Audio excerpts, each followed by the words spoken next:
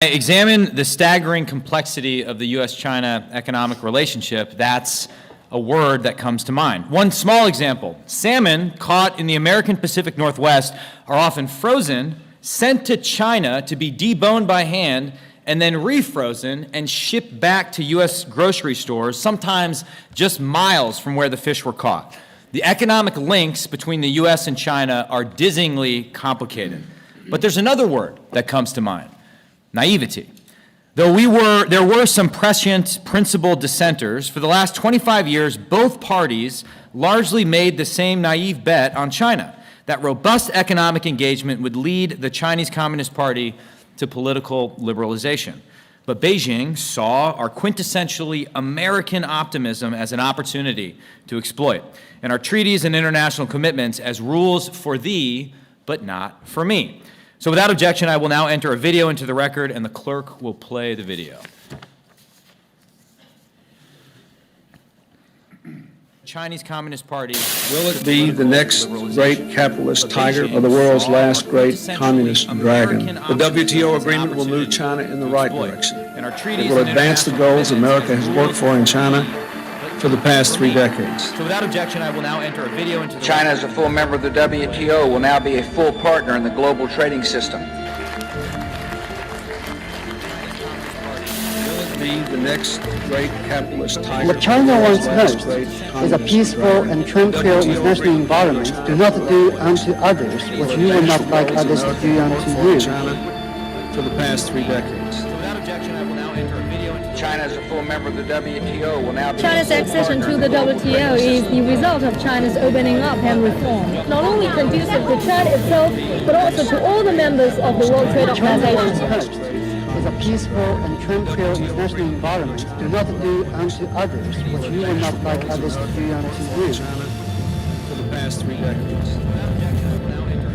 China, as a full member of the WTO, will now be China's accession to the WTO is the result of China's opening up and reform, not only conducive to China itself. The U.S. Deputy Chief of Mission in Geneva, David Bisbee, he accused Beijing of failing to be transparent over government subsidies. We will seek faster progress toward joining the WTO Government Procurement Agreement.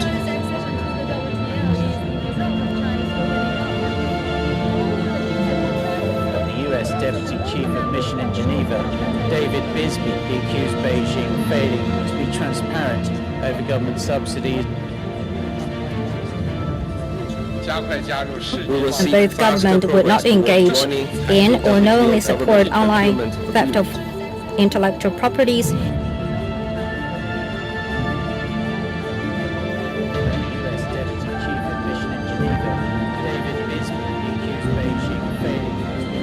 Chinese hackers outnumber FBI cyber personnel by at least 50 to 1. Both governments would not engage in or knowingly support online. We must remain committed to developing free trade and investment. Promote trade and investment liberalization and facilitation through opening up. And say no to protectionism.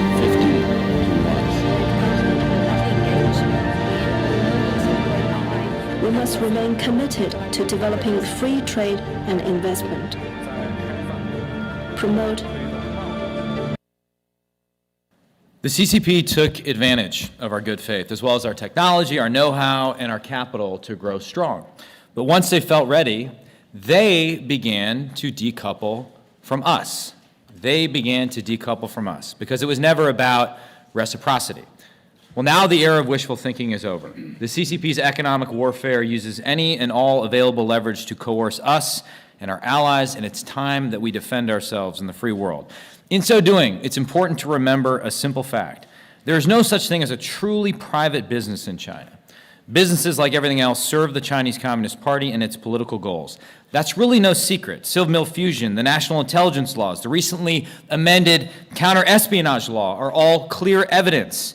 There's been a lot of hand-wringing in this discussion in the media about what we call our new economic approach to China. Strategic decoupling, constructive rebalancing, de-risking. To our witnesses, I would say, call it whatever the heck you want, But let's stop admiring the problem and let's actually get down to solutions. So you're going to hear a lot of economic jargon tonight. Section 301 tariffs, VIE structures, A shares, capital controls. It's easy to get lost in the statutes and the acronyms and the jargon. I find it helpful, however, to have some policy principles in mind as we get our hands dirty on the minutia. Here are 3 big tent poles I've been considering to guide our strategic de-risking, with the caveat that for an issue this complex, all principles need a healthy dose of pragmatism and humility. 1, we need to stop fueling our own destruction. This means we shouldn't fund PLA modernization, we should protect our sensitive research and critical technologies, and not sacrifice national security for short-term profits. 2, we need to take off the golden blindfolds and open our eyes to the risks in China. American businesses shouldn't be complicit in the CCP's ongoing genocide, and American capital should not fuel human rights abuses. Investment managers, especially U.S. pension and retirement fund stewards, can't ignore their fiduciary duties.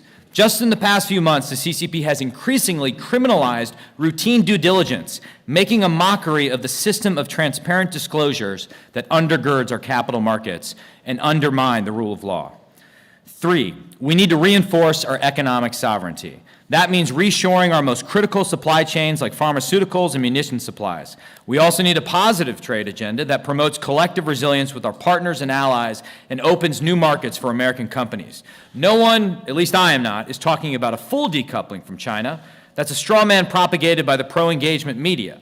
If we use these principles, however, to craft a policy agenda, along with technical recommendations from experts like the ones testifying before us tonight, I believe we can chart a new course for American prosperity in the 118th Congress. And with that, I now recognize the Ranking Member Raja Krishnamurthy for his opening statement.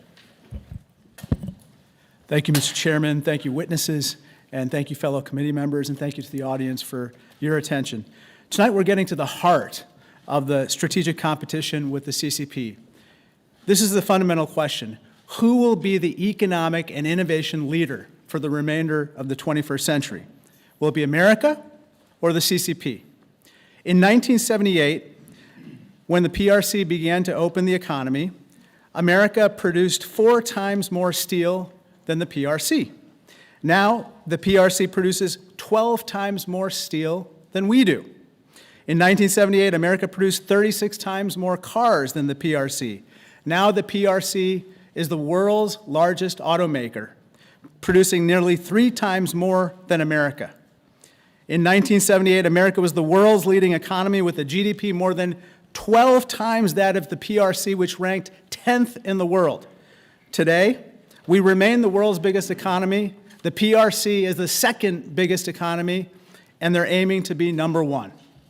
If the trajectory of the PRC's growth is not a wake-up call, let me give you one more stat. The PRC now leads in 37 of 44 technologies that many consider important for the future of our world. That includes 5G, that includes nanoscale manufacturing, and commercial drones, among other things. Let's be clear. The CCP is catching up economically, and they want to move ahead of us. As Chairman Xi Jinping has said, the CCP seeks to, quote, lead the world in terms of comprehensive national power and international influence. If we want to level the playing field for the American people and maintain our place as the global economic leader for the rest of the 21st century, we need to protect ourselves from unfair competitive and trade practices by the CCP. But at the same time, we must up our game and enhance our own competitiveness. Tonight, we're going to hear from 3 impressive witnesses about how America can regain momentum and retake the lead in so many fields of the future important to our economy. As we think about how to put America on track to win the strategic competition with the CCP, I respectfully submit for your consideration 3 Ps: people, production, and partnership. First, people. America's biggest advantage has always been its people. Whether we were born here or, like my own family, came here from distant shores seeking the American dream, the American people have always been our biggest competitive advantage, bar none. Making sure our people are better prepared to lead and innovate will be critical, and attracting the best and the brightest talent from around the world is essential to making sure that America remains number one. The second P is production. We've seen over the past few years the impact that supply chains abroad can have on our working families here at home. Hardening our supply chains by producing more here in America will ensure that our economic future is not left to the whims of a disruptive competitor and will make sure that America remains number one. Third, and finally, partnerships. None of these things happen without partnerships. Partnerships with other nations, partnerships between the public and private sector, partnerships between Republicans and Democrats, working together to fuel innovation on next-gen technologies like AI and quantum computing and robotics will ensure that we set the pace for the future and keep America number one. Finally, I want to leave you with two more Ps. These matters need to be pressing priorities for our entire country. We're going to hear a lot tonight about things that sound like science fiction or the distant future. It may seem like that we can wait for a whole-of-government approach to tackle AI and quantum and biotechnology, but we cannot. The moment to act is not in 10 years or 5 years or next year. It's now. It's now. And so that means that whatever we discuss here tonight, I hope that we act upon in the House, in the Senate, in cooperation with the administration, and indeed with the private sector as well. I look forward to hearing from our witnesses and our fellow members to help us on a path to win the strategic competition. I yield back the balance of my time. Thank you, Ranking Member. If any other member has a statement, we can enter it into the record without objection. There being none, we're privileged today to have a great lineup of witnesses, each of whom brings an important and unique perspective to how we counter the CCP's economic aggression. The first is Ambassador Robert Lighthizer, who has forgotten more about U.S. trade with the PRC than most of us will ever know. Ambassador Lighthizer served as the 18th U.S. Trade Representative from 2017 to 2021, where he helped shepherd the U.S.-Mexico-Canada Agreement and the U.S.-China Phase 1 deal. We're happy to host him for his first congressional hearing since leaving public office. We had many spirited conversations about 232 tariffs when I was a freshman member of Congress, and I appreciated those discussions. The next is Roger Robinson, who will help us untangle the complex web of financial ties between the U.S. and the PRC. Mr. Robinson served as a top architect of President Ronald Reagan's economic strategy against the Soviet Union, and subsequently went on to serve as chairman of the U.S.-China Economic and Security Review Commission. He's currently chairman and co-founder of the Prague Security Studies Institute. And finally, we're privileged to be joined by Dr. Eric Schmidt. Few have done more to advance America's technological leadership. Dr. Schmidt served as CEO and chairman of a small tech company called Google, and chairman of Google's parent company, Alphabet. His most recent initiative, however, the Special Competitive Studies Project, is a bipartisan nonprofit initiative with a clear mission to make recommendations to strengthen America's long-term competitiveness for a future where AI and other emerging technologies reshape our national security, our economy, and our society. So welcome to all of our witnesses. Thank you for being here this evening. If you could please stand and raise your right hand, I will now swear you in.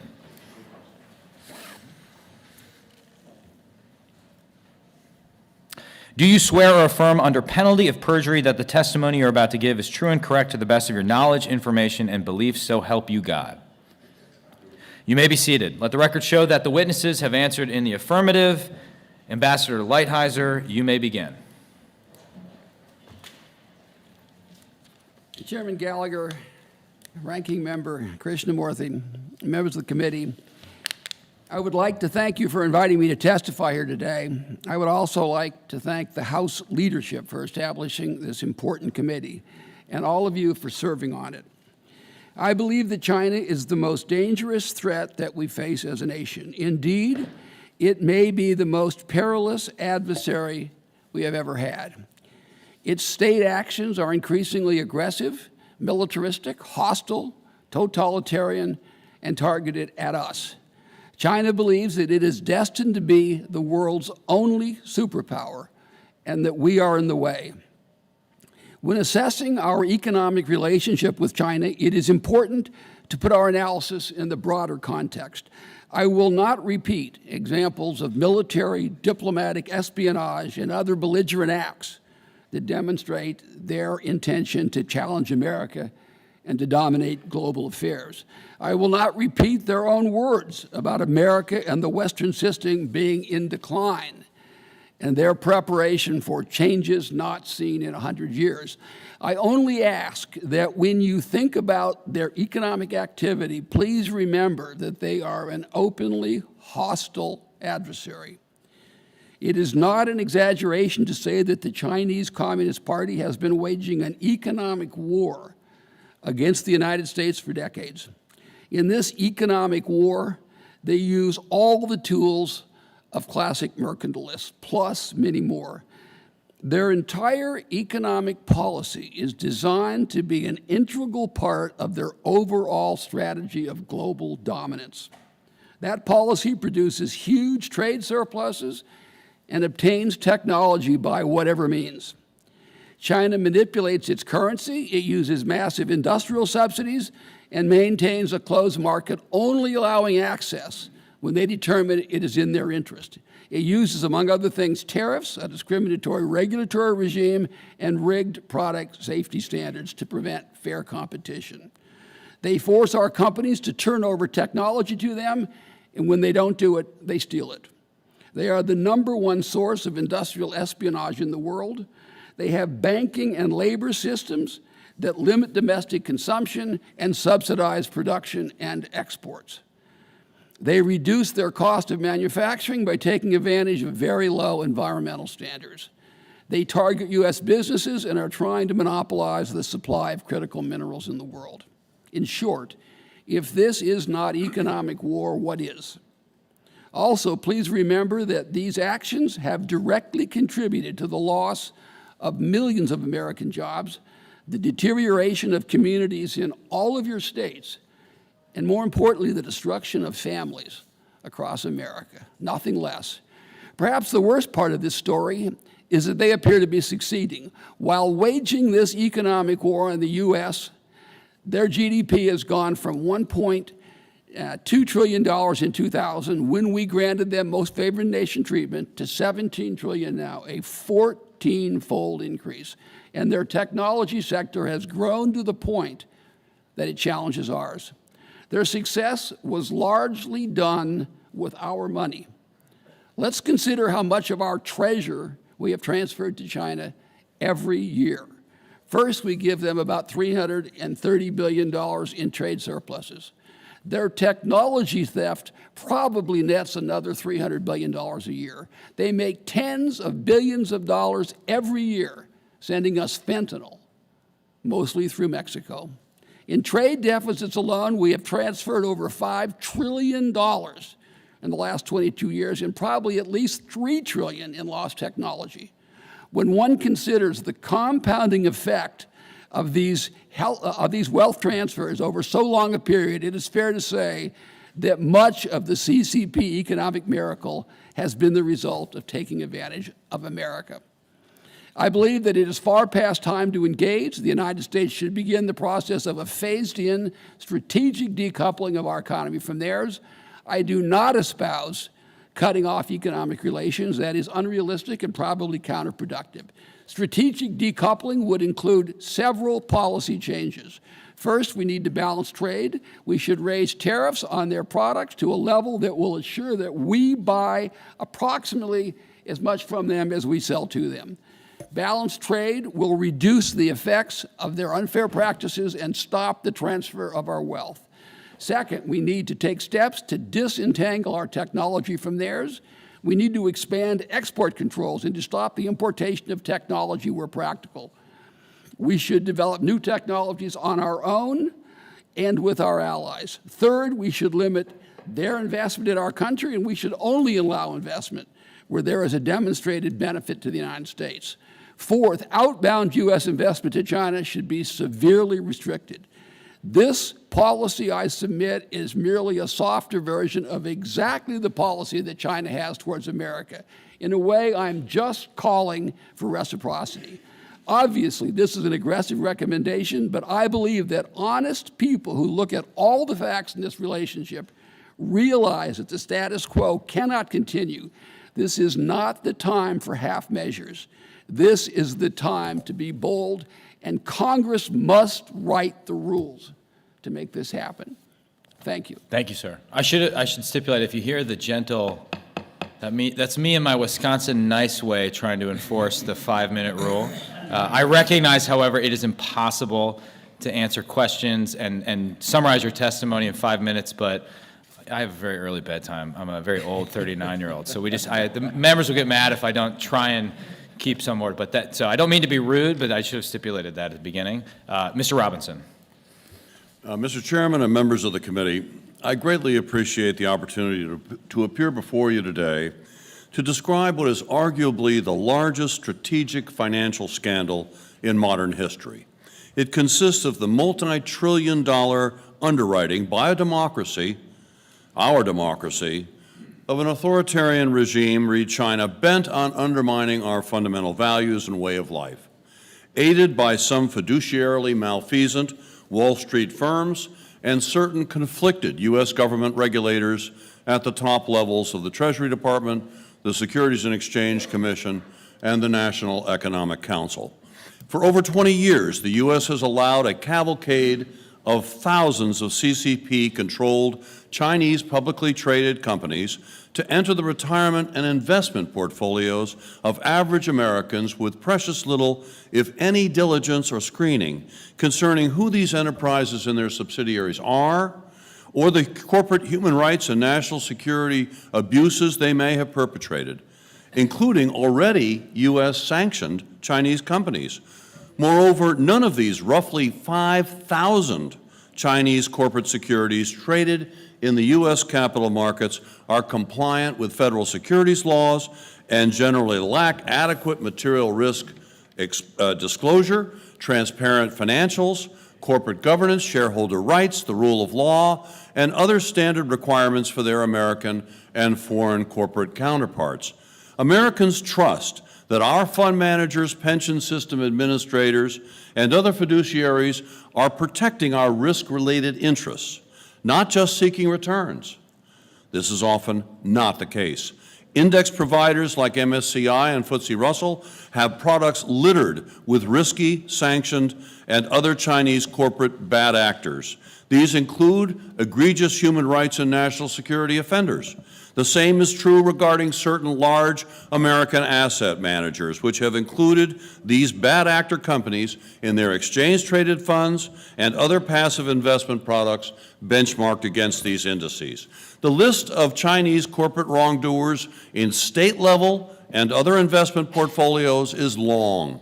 Tragically, it includes companies equipping concentration camps, trafficking in forced labor, aiding and abetting genocide, building Chinese aircraft carriers, hypersonic glide vehicles, and other advanced weapon systems for the PLA, as well as companies engaged in IP and technology theft, espionage, and environmental despoilage.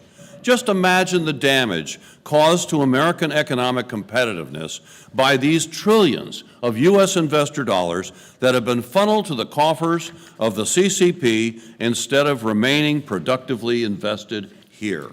This is arguably the single most troubling consequential issue in U.S.-China relations. My written testimony provides a dozen specific conditions warranting the removal of malign and/or unfit Chinese corporate securities.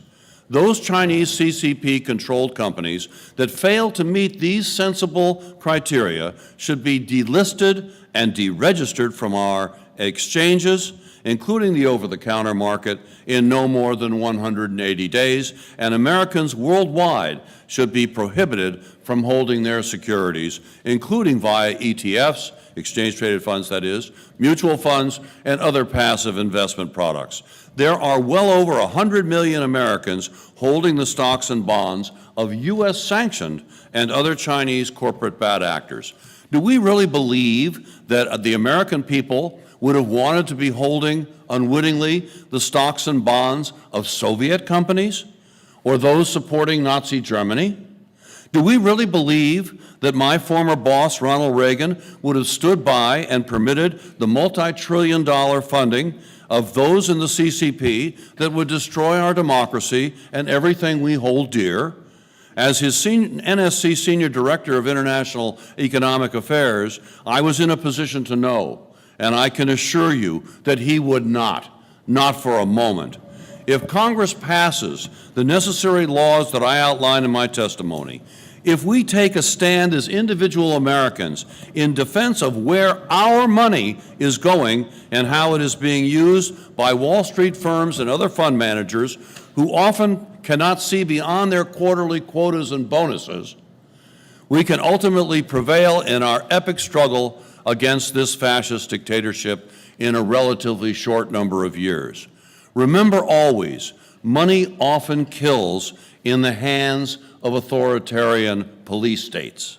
We must act now before it is too late, and scores of millions of our nation's investors face material, if not debilitating, financial losses.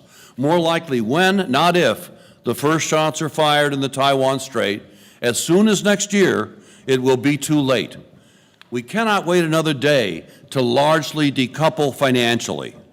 Together, we can make the American defunding of the Chinese Communist Party the 21st century equivalent of our finest hour. Thank you, Mr. Chairman. Thank you, Mr. Robinson. Dr. Schmidt, you're now recognized for 5 minutes. Is this? Mr. Chairman, thank you very much for inviting me, all of you. I was struck by how much I agree with your opening statement, Mr. Chairman, and I would offer the rule that it's never too late to stop digging our own grave. Right? I think the most important strategic issue is exactly what you're dealing with, and I think the technology competition between China and the U.S. is the defining moment of all of the competitions.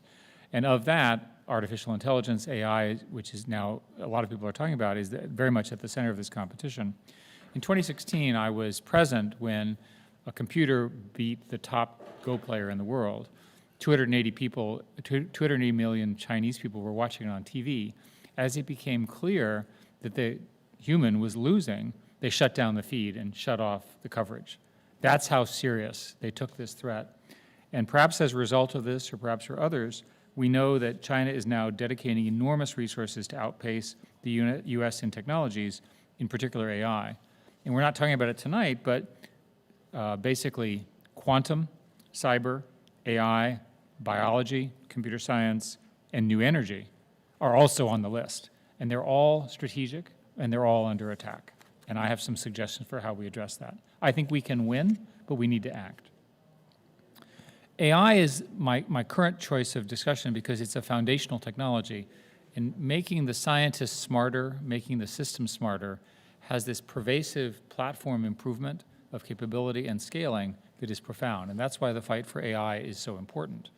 There's good news, and the good news is that at the moment we're ahead, due to some remarkably good decisions by the Trump administration and the Biden administration with respect to export restrictions on the hardware side. And I hope that you all will have such good judgment in all these other things that you're thinking about as well. It's working well so far in that one area. Now, the Chinese understand this. They're very, very smart. And they understand with their top focus planning, their economic maneuvering, they've taken the lead of the United States in several critical technology areas. So, for example, Huawei, 5G, TikTok, right? Think about 90% of all the new energy components, batteries and so forth, are made in China. The #1 manufacturer of electrical vehicles is Chinese, not in the United States. We invented this stuff, by the way. It's quite annoying, but nevertheless, it's true.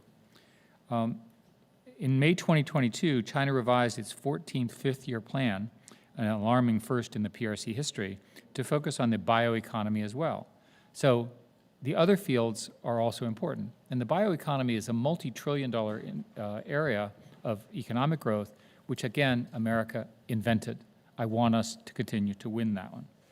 Now, we must organize around innovation power. And innovation power is my way of saying the way you win is you innovate ahead of the competition.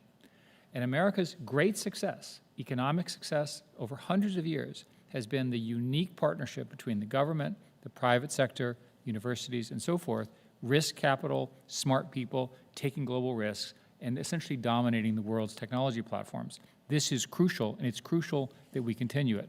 Imagine if the technology platforms we were using today were all Chinese-made. Would you be really comfortable as an American being here in this room? Imagine, look at the lights, look at the TV. Imagine. You'd be very uncomfortable, and so would I. Let's make sure that does not happen. This uniquely American innovation ecosystem is still the world's envy, and I want us to make it stronger. I've never seen rapid gains that we're seeing now with frontier language models as fast. We lead. The world is trying to catch up. We're still ahead. Let's continue.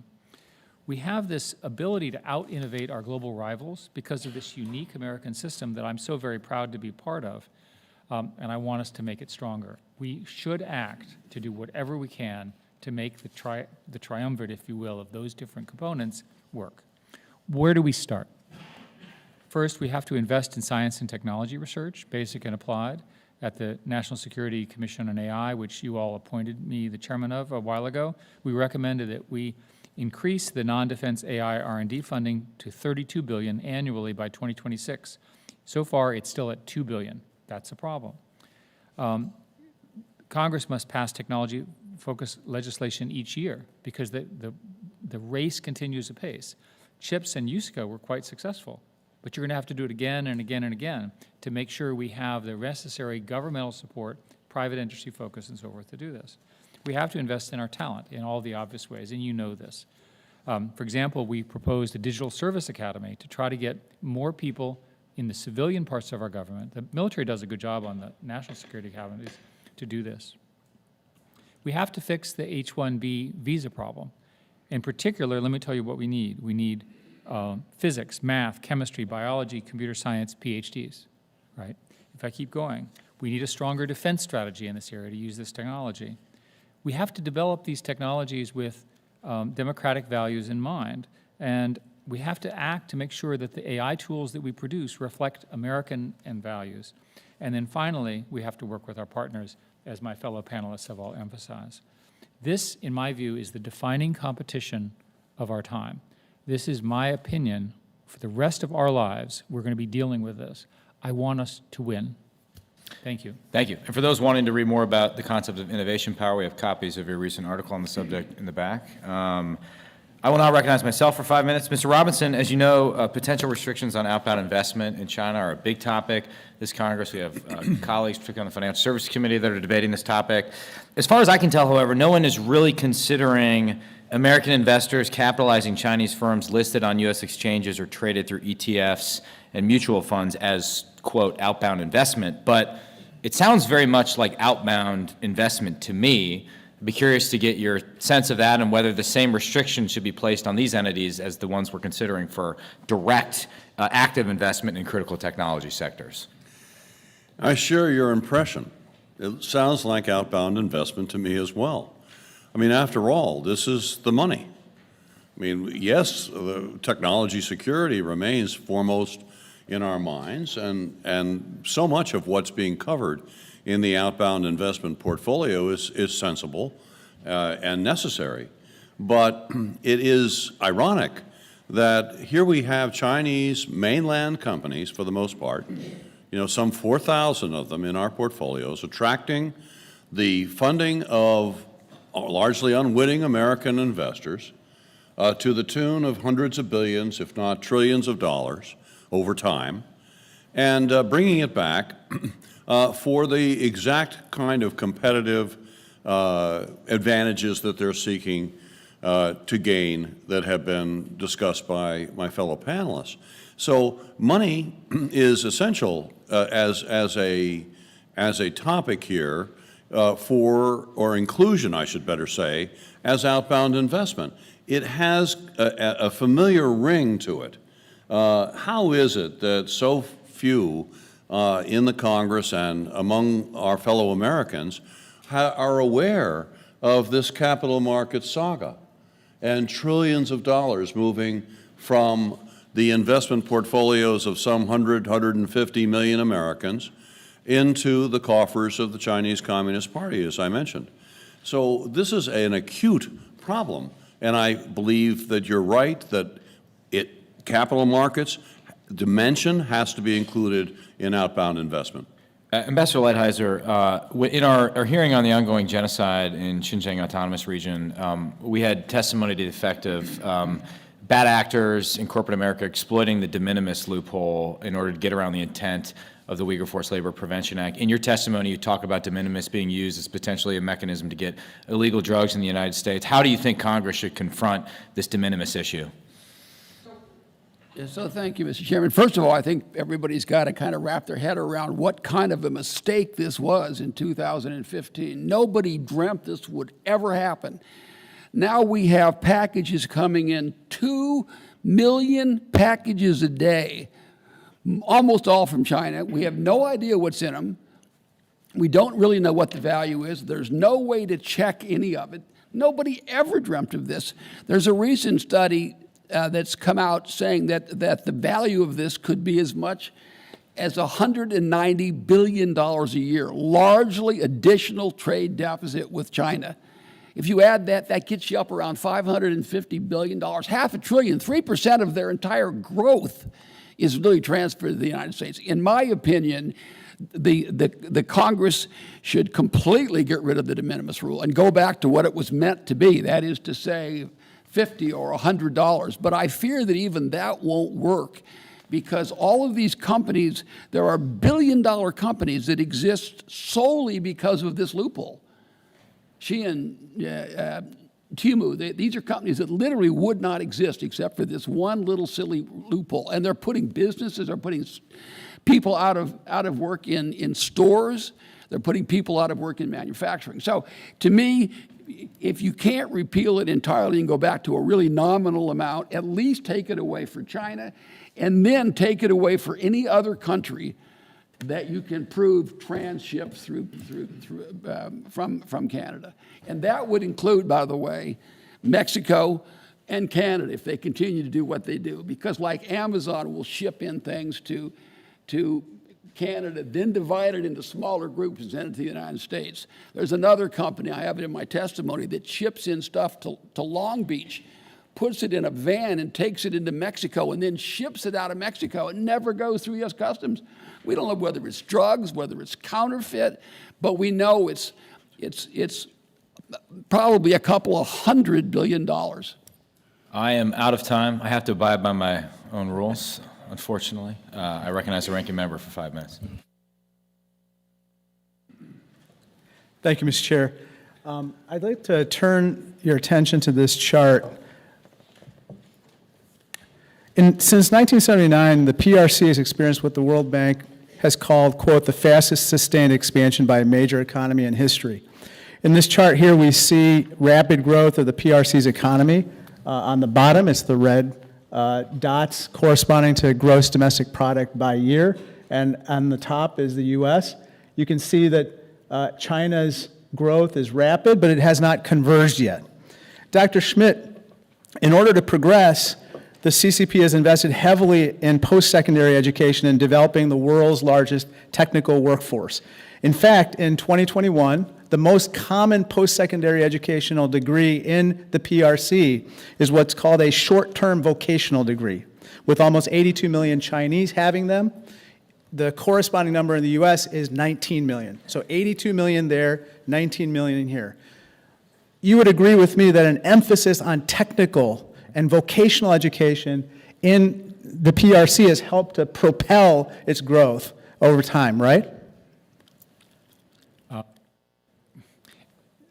Yes, you're exactly correct. And it's important to know that China produces more PhDs in artificial intelligence, for example, than we do.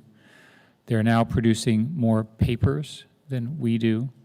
They have 4 to 5 times the number of STEM graduates than the United States provides. So unless you think somehow their system will prevent them from being intelligent, which is clearly now false, we have a structural problem of scale. They have more people, more investment, and so forth, and they're delivering. And if we were to have a similar emphasis, for instance, on vocational education and apprenticeships, which you talk about in your testimony, that's very possible that our own economy could take off as well. Isn't that right? You're exactly right again, and more importantly, we seem to have forgotten that we should start manufacturing stuff and as a country, and the way you start manufacturing stuff is you need the people who manufacture things. And those are typically people who are not given a liberal arts college education, but rather a technical education in high school and college. And they're very, very valuable, and their salaries are very high. Let me turn to another topic, which is in addition to developing our own talent, we must attract the world's best talent, wherever it is. It turns out that according to a Science article, they polled 2,300 scientists around the world to find out where would they like to live. It turns out 56% of them said they would consider moving to America, but only 8% said they would consider moving to China. Now, it's good that scientists and STEM graduates would want to come to America because report after report shows that our defense industrial base and innovation and technologies of the future require STEM graduates. Now, you might be wondering, where are these STEM graduates? Dr. Schmidt, I have a chart here that shows where some of these STEM graduates come from among our closest friends and allies. Now, Dr. Schmidt, immigrants in America helped create more than half of the startups, account for more than 70% of graduate students in artificial intelligence and semiconductor-related fields. Is it fair to say that unless we attack these STEM graduates from here and around the world, we would be harming our ability to compete with the CCP? We need to accelerate everything you just said as fast as we possibly can in very specific fields. I'd also like, if I may, to say that there's a notion that somehow the Chinese-born students are not necessary in the U.S. We did a study of this, and the top papers will often have one or two of the authors be Chinese-born.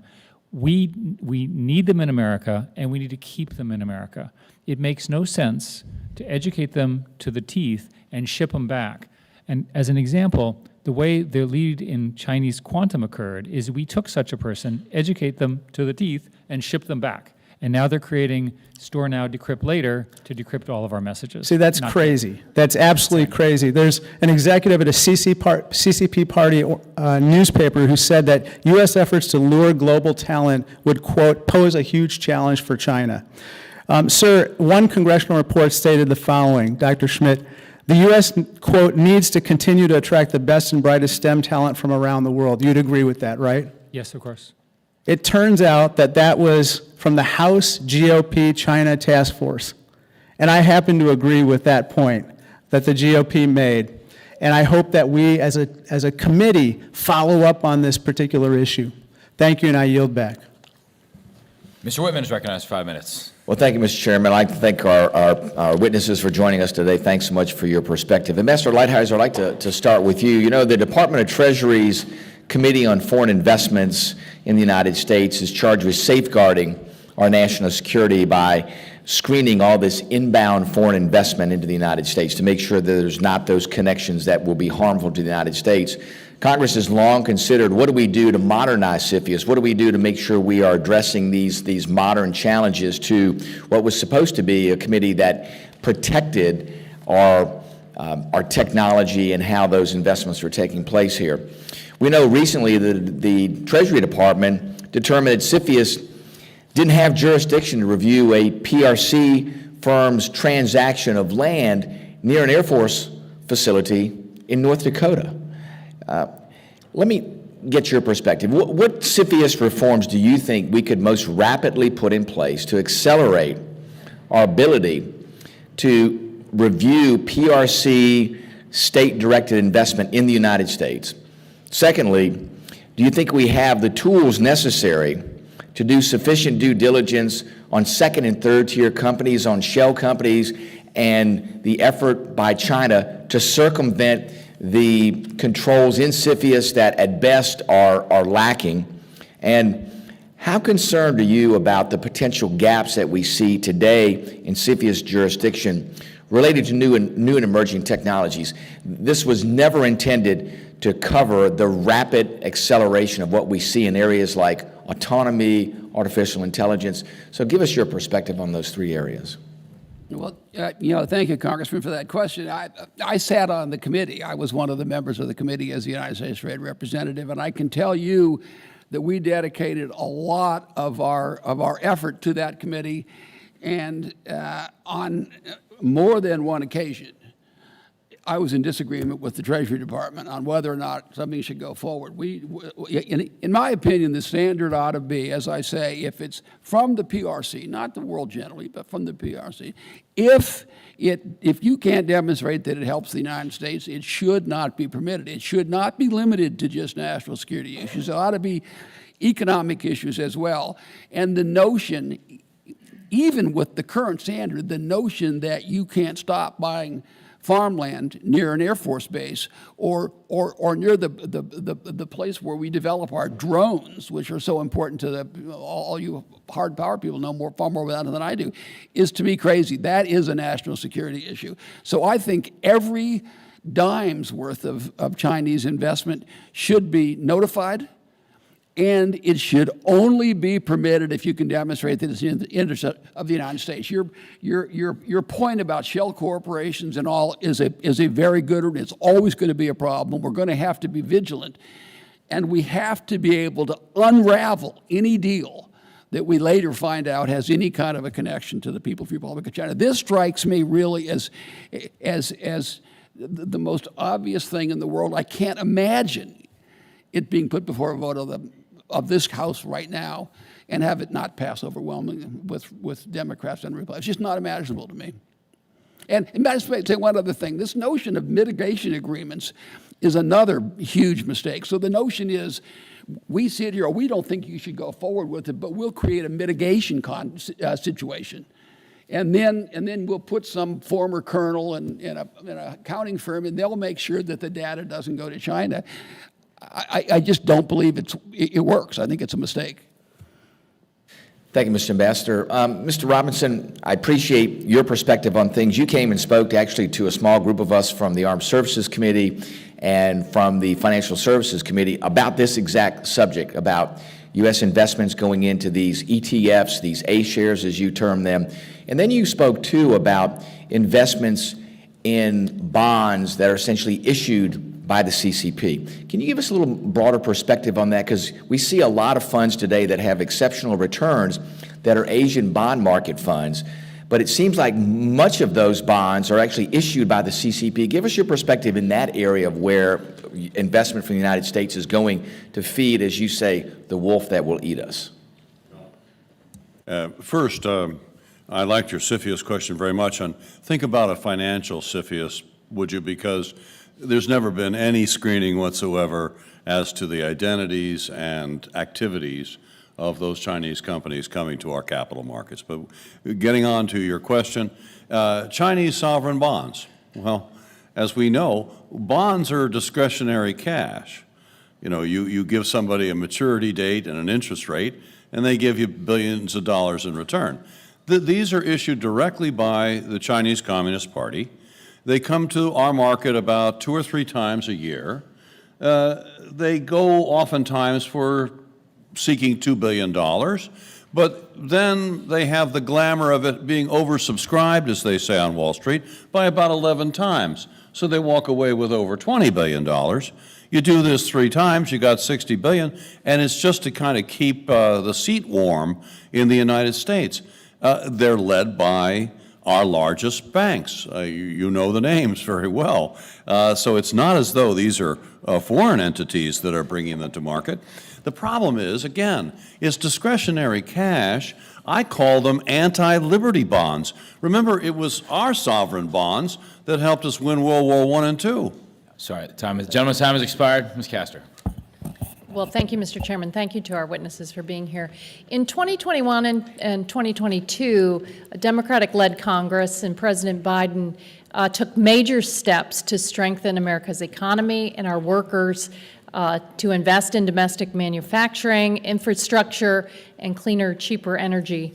The Infrastructure Investment and Jobs Act, the Inflation Reduction Act, the CHIPS and Science Act, have really together helped ramp up America's competitiveness with a strong foundation to counter China.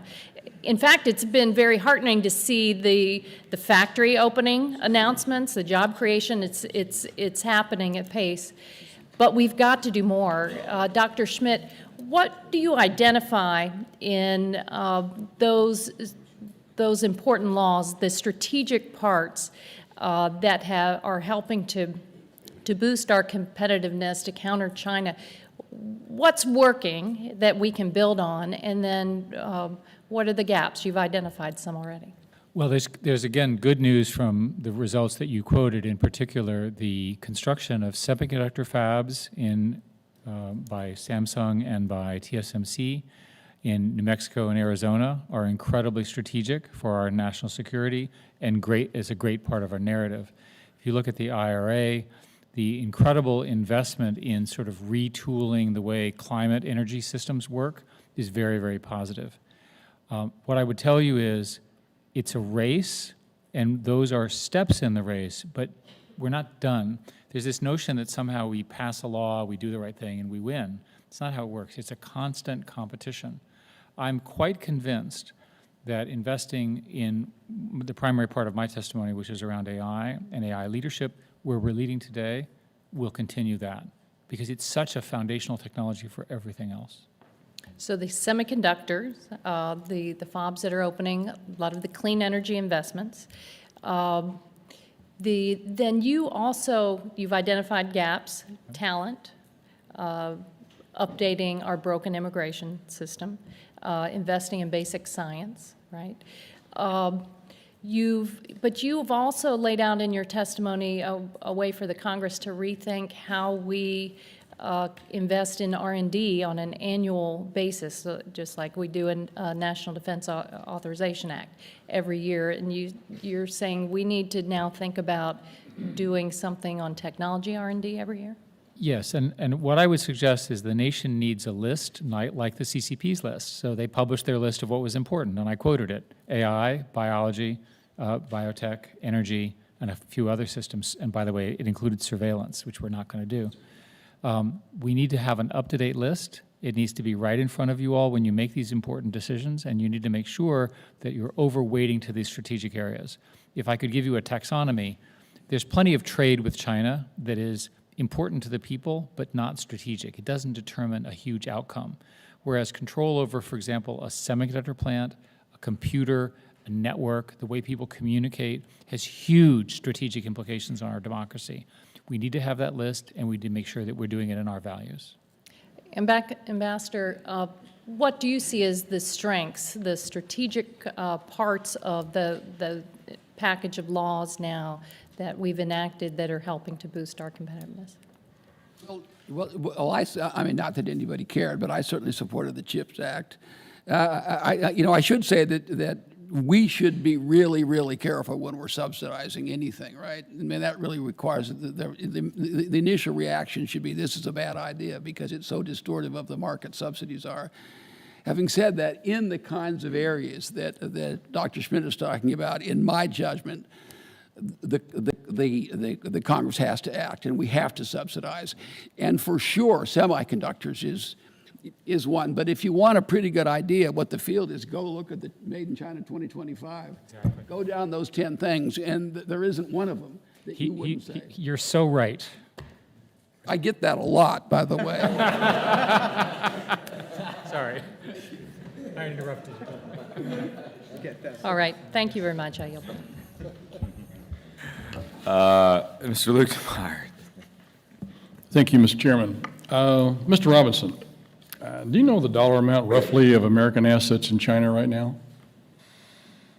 In a word, no. But when we talk about assets, we're talking about manufacturing assets Manufacturing as well. assets, inventory. You're looking at money that's sitting there being invested in these things. Haven't had the bandwidth because concentrating too much on the financial piece alone. Okay. What would happen to the assets? We've been talking endlessly about China invading Taiwan. Yeah. And if we sanction Taiwan or China, what's going to be the reaction of China, do you think? I think that the greater concern might be, of course, our reaction, in the sense that if there's a shooting conflict in the Taiwan Strait, I think one of the first things that the Congress will do on a bipartisan basis is recognize that it's all over for Chinese enterprises in the U.S. capital markets. I mean, the advantages that they're attaining here in terms of not just hundreds of billions of dollars of funding, but the prestige of being in the world's deepest and most voluminous markets is a kind of good housekeeping seal of approval that they take around the world to leverage in other markets. In other words, it's just a fantastic, prestigious event for them. And we're going to want to deny that, the money as well as the prestige. So the question then comes as to what kind of losses are the American investors going to take? As I mentioned, we're in the 100 million to 150 million Americans here who have this unwitting financial risk exposure to those thousands of Chinese companies. No one, to my knowledge, has any handle at Treasury or elsewhere as to what is the total amount of financial risk exposure of the American people to those Chinese corporate enterprises in our capital markets, not to mention the sovereign bonds that we just talked about. So it's a big number. It's over $1 trillion. It could be 2 or 3. No one really knows for sure, but that is my greatest concern, that if we don't act to at least excise, sanction bad actors, for goodness sake, we're going to have a horrific financial crisis, and folks are going to be coming to you asking for grace periods and even bailouts of the American people because the hit that the American people are taking is so draconian. Wait a minute. We have a chance right now to do something about this. Why is it that we always have to wait until we're electrocuted before we get the picture? So that would be my strong feeling. So what you're saying is that you believe that should those actions take place, the reaction is going to be a closing down of the markets, a loss by the American people of all their investments in China, and therefore their savings, their retirements, whatever is there is going to be gone. Is that what you're saying? That's my concern, yes. Yes. You know, one of the things today in Bloomberg, there was an article, it's Wall Street's biggest banks face a harsh reality check in China. They're continuing to look at and starting to think about their investment there, their position there, which is interesting. And I think we need to keep the pressure on everybody. I think this committee is making a difference, and these folks are starting to think twice about their investments there. And so, Mr. Robinson, you know, how do we prepare the American people for this? Do we start by saying these asset managers and investors have a fiduciary responsibility that they need to disclose to the people who are investing in China? Or should we just let them go ahead? Should we list China as a terrorist organization, as an enemy of the state, to prohibit the investment there? How do we control the ability to invest there and cut off the money that keeps flowing into this country that underpins all of the activities of the Chinese Communist Party, including detaining their people, oppressing their people, building up their military, et cetera? We have to enforce the rules. After all, these are fiduciaries. They're supposed to be seeing companies that are compliant with U.S. federal securities laws. None of the Chinese are. You have to have corporate governance. There's no such thing, or rule of law, or any kind of proper risk management. You've got one abuse after the other in the area of investor protection. I mean, this is very unusual. China has gotten a free ride across the board for way too long, and the Public Company Accounting Oversight Board waiver of May 2013 is merely one example. We don't have time to get into that right now, but these are among the things that we can do to help protect the American people from that day and get that risk exposure way down. Trust me, none of this can stand the light of day when you see it the way I have. Thank you. Gentleman's time is expired. Mr. Carson.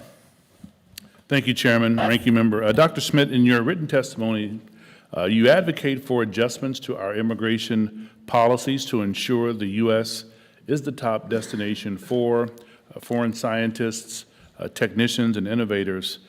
In addition to your suggestions on reforming H-1B visas and creating the new innovators visa, do you see any issues on the horizon, be it economic, be it cultural, or even social that would make it harder for us to recruit and retain top talent? And if so, what should we be doing to get ahead of those trends? So I published an article yesterday on this in Foreign Affairs. If you look at the UK and Canada, not only do they have a high skills visa program, but they also make it relatively straightforward to get the equivalent of a green card. So here's an idea for you all to consider. For friendly nations, let's think of the Five Eyes to start with, let's identify people and say, if you manage to get your degree, you have a quick path to a green card. At that point, there's no ambiguity that they're going to learn, live, found companies, and work on American soil for America and pay American taxes and all of that. So remember that the top people have choices. I want them to choose the U.S. There's evidence that they're choosing other countries because we still, because of this dysfunctional comment that Ms. Astor made, that the dysfunctional nature of the system gives them too many disincentives to stay. At least let's start with our best friends and invite them to the party and keep them at the party. And then if that works, let's expand to some other countries. Well, even on the domestic front, how do we incent students to pursue these very important careers? Well, the good news is that there's so much money being made in my field that the financial incentive is there.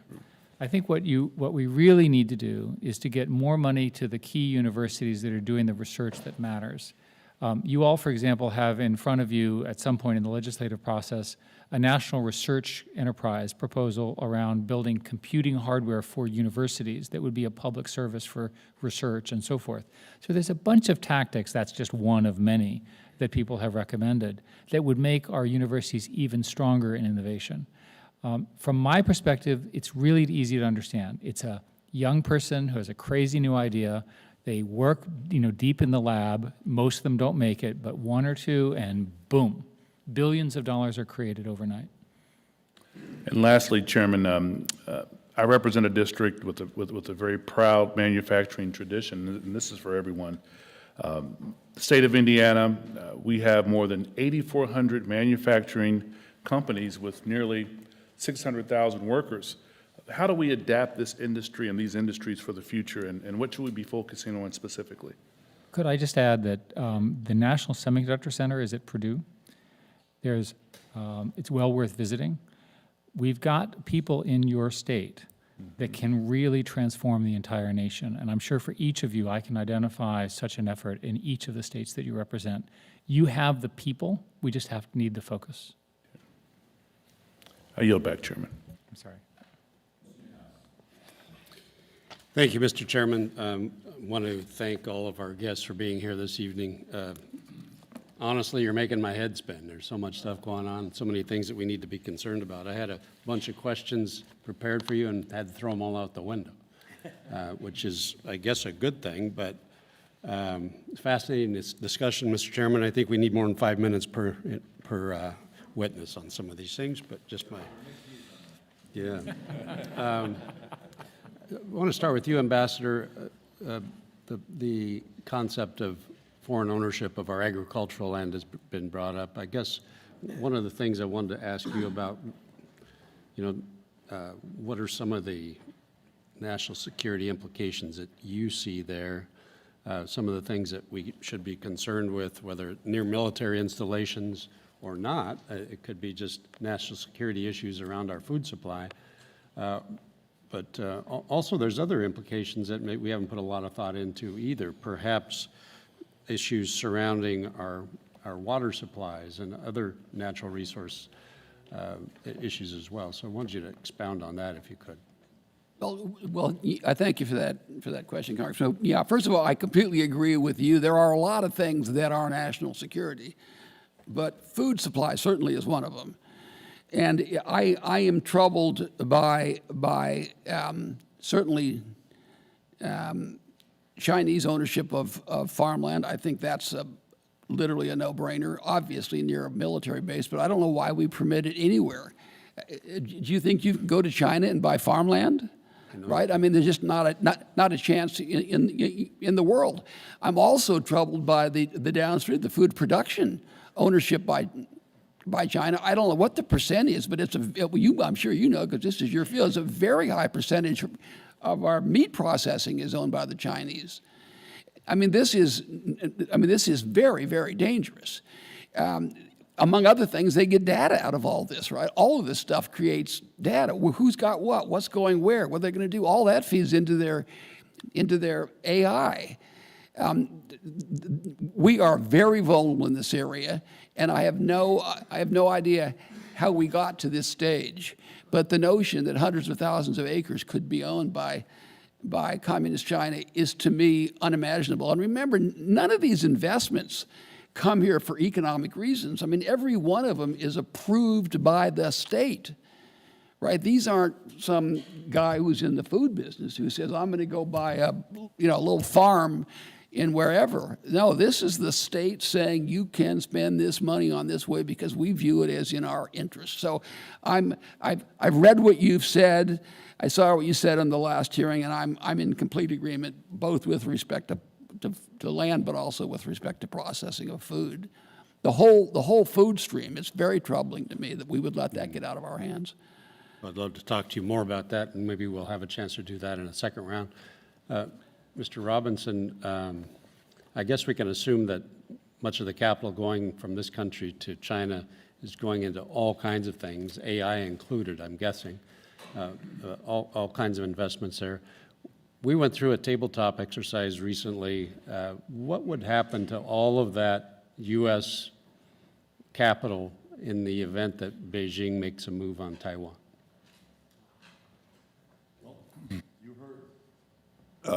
Thank you. You've heard my best guess, which is that business as usual is over instantly when the first shots are fired, because we're going to be, our men and women in uniform are going to be in the line of fire virtually instantly. So we then obviously are going to look at this multi-trillion-dollar free lunch program a whole new way real quick, right? And it's not going to be pretty for the American people because this thing has been allowed to get so out of control. Remember BlackRock and others who exhorted the American people to triple our exposure in China not long ago. It's not as though they've rescinded that idea. So again, there's big fat fees involved here. And there's this, what I call in my written testimony, the holy grails for Wall Street. That is going and having a chance to go into mainland China and sell their investment products, their services, wealth management and the like to average, more average at least, Chinese institutional retail investors. So, these are dangled in front of our Wall Street friends, and they're buying into it every time. Thank you. Thank you, Mr. Chairman. Mr. Moulton. Thank you, Mr. Chairman. I want to thank all of you for your service to the country in different capacities. We're grateful to have you here tonight. Mr. Schmidt, beginning with you, we've heard a lot of concerns in the last few months in particular about how much closer we are getting to a generative AI and the impact that it would have on our society and economy. Could you describe for us why it matters who wins this technology race between the U.S. and China and how it might impact geopolitics? How can we mitigate the risks? So one way of understanding what we're trying to do is we're trying to build systems that are savants that help us and amplify our power as individuals and as a society. If you could imagine that that race is won by China, imagine how different those savants would behave. How would their view of privacy, their view of the things that the values of America, free speech, censorship, all of the things that we hold so deeply as American at our core would be in question if the tools that we use were led by China. And furthermore, once you're ahead in these areas, you tend to stay ahead, which is why it's so important that our current lead, which I'm very proud of, and you should be all of you should be thanked for making this possible, we need to continue it. With respect to a potential conflict, we're seeing AI being incorporated into our defense establishment, and China right now is investing 3 times the amount in AI as a portion of their defense budget as we are. What happens if they set the rules for how AI is used in warfare? So we have a set of rules that we operate that are colloquially known as man in the middle, man in charge. Right. You're, as a Marine, you're very familiar with these rules. And imagine the Chinese rules are different. Imagine that the Chinese use these techniques to build automatic weapon systems that are launch on warning. They actually just do their thing. We don't understand their command and control. We don't understand their rules in this area, and they wouldn't necessarily abide by them anyway. So it's crucial that our military and national security apparatus advance with the rest of the commercial market, and they're behind. And they're behind for many reasons, including the way the military procurement works, and also because they don't have quite the right people because it's such a new field. So this should be a very high priority. I'm pleased that the NSCAI recommendations were largely adopted in the NDAA, and the military is moving in that direction. It's important that our AI leadership be as strong. Remember that in China, because of civil-military fusion, every time you visit a Chinese commercial company, you have to assume there's a building next door of the same people working on military things. There's no separation in that country. So you can imagine that even a slightly less talented autonomous weapon system from China with no restrictions on it could be much more deadly than our weapon systems that have the kind of moral guardrails that are so important to our fundamental values in place. It's incredibly important that these systems not be allowed to make life and death decisions without humans making those decisions, and ideally very rarely. And the reason is that they make mistakes. So you can imagine an automatic weapon system that decided something was coming in at it that actually started a global war, right? And that we would then respond to. This is the Dr. Strangelove scenario. It's crucial that our values be adopted in these technologies. And as a Marine, if I made such a mistake, I'd be held accountable. Absolutely. But it's very difficult to hold. Section 3000.9. How do we get China to follow our rules for AI warfare? My own view is that this is going to go step by step. If you look at the history of nuclear, in 1951, the original discussions against the Soviet Union, it took a while for people to agree on common goals. I think the first agreement we can get with China, in my opinion, I don't know this, is a no surprises rule, right? That you're not going to produce a weapon system that could kill everybody without human intervention. And the problem is if you're building that, then the other side has an incentive to prematurely left of launch destroy it. That's a destabilizing structure. And I would certainly argue that we have the leverage to actually propose and pursue some of these treaties when we're a little bit ahead, rather than being behind. Mr. Robinson, I'm sorry I don't have much time left for you, but I'm interested in your economic strategy vis-a-vis China. And, you know, if we succeed in really, you know, competitively crushing, shall we say, the Chinese economy, I mean, do you think that China's economic problems or challenges make it more or less likely that Xi Jinping pursues an invasion of Taiwan?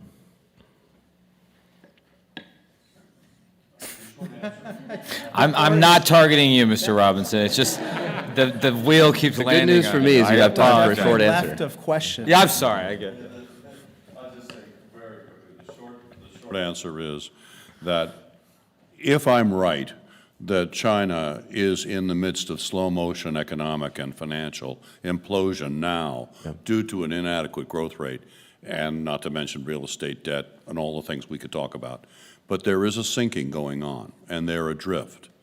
So all I can say is that as that deteriorates and as we become more prudent in the way we handle our money and transfers of that money into the coffers of the CCP, it could make them more interested in stirring up nationalist fervor, changing the subject, as authoritarian regimes tend to do, and it could make it somewhat more likely.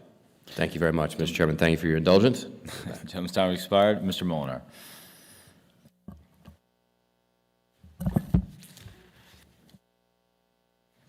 Thank you, Mr. Chairman.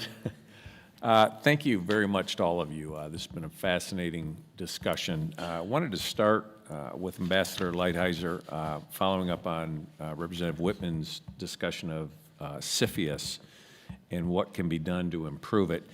One of the things that struck me when you were talking, and I'm not overly familiar with, you know, you've been in the room following this process, but it almost appears to me like we have a process where things will be approved unless there's some glaring issue with respect to Chinese investment in the United States. What I heard you saying was almost that you think it should be reversed to say it should be approved only if there is an economic benefit or, demonstrated no national security.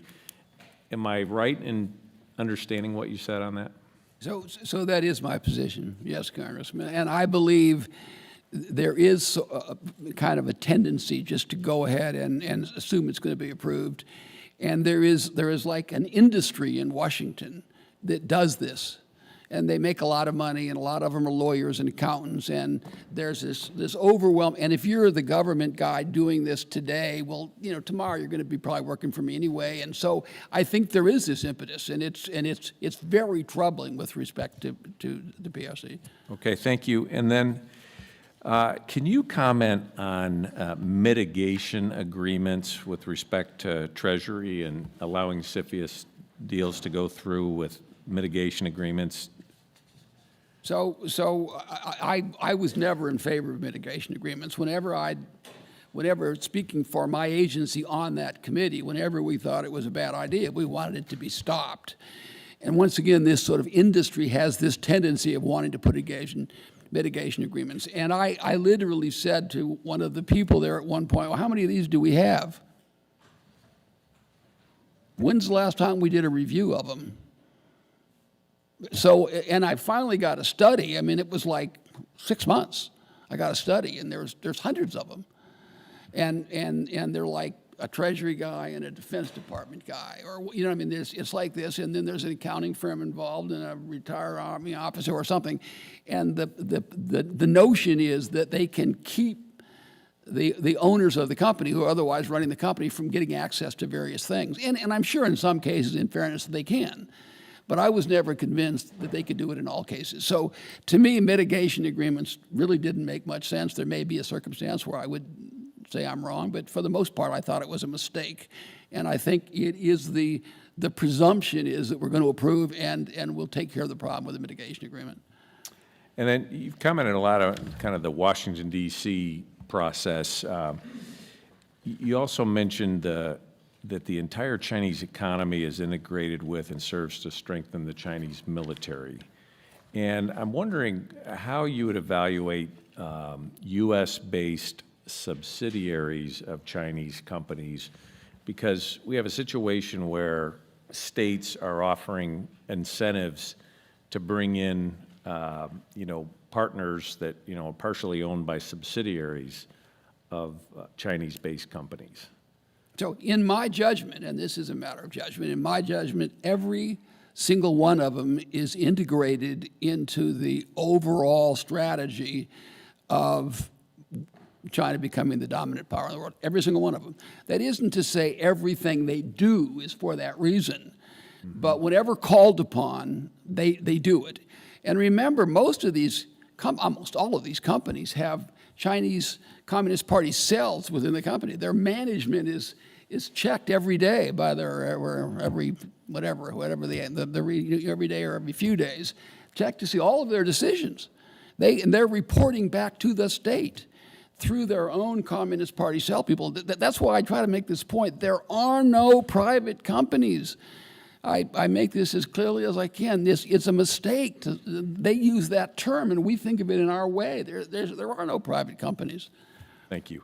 Dr. Schmidt, just real quickly, given that China is stealing data on American companies and citizens, do you think it makes sense to ban American researchers and healthcare providers from using equipment made by CCP-controlled companies?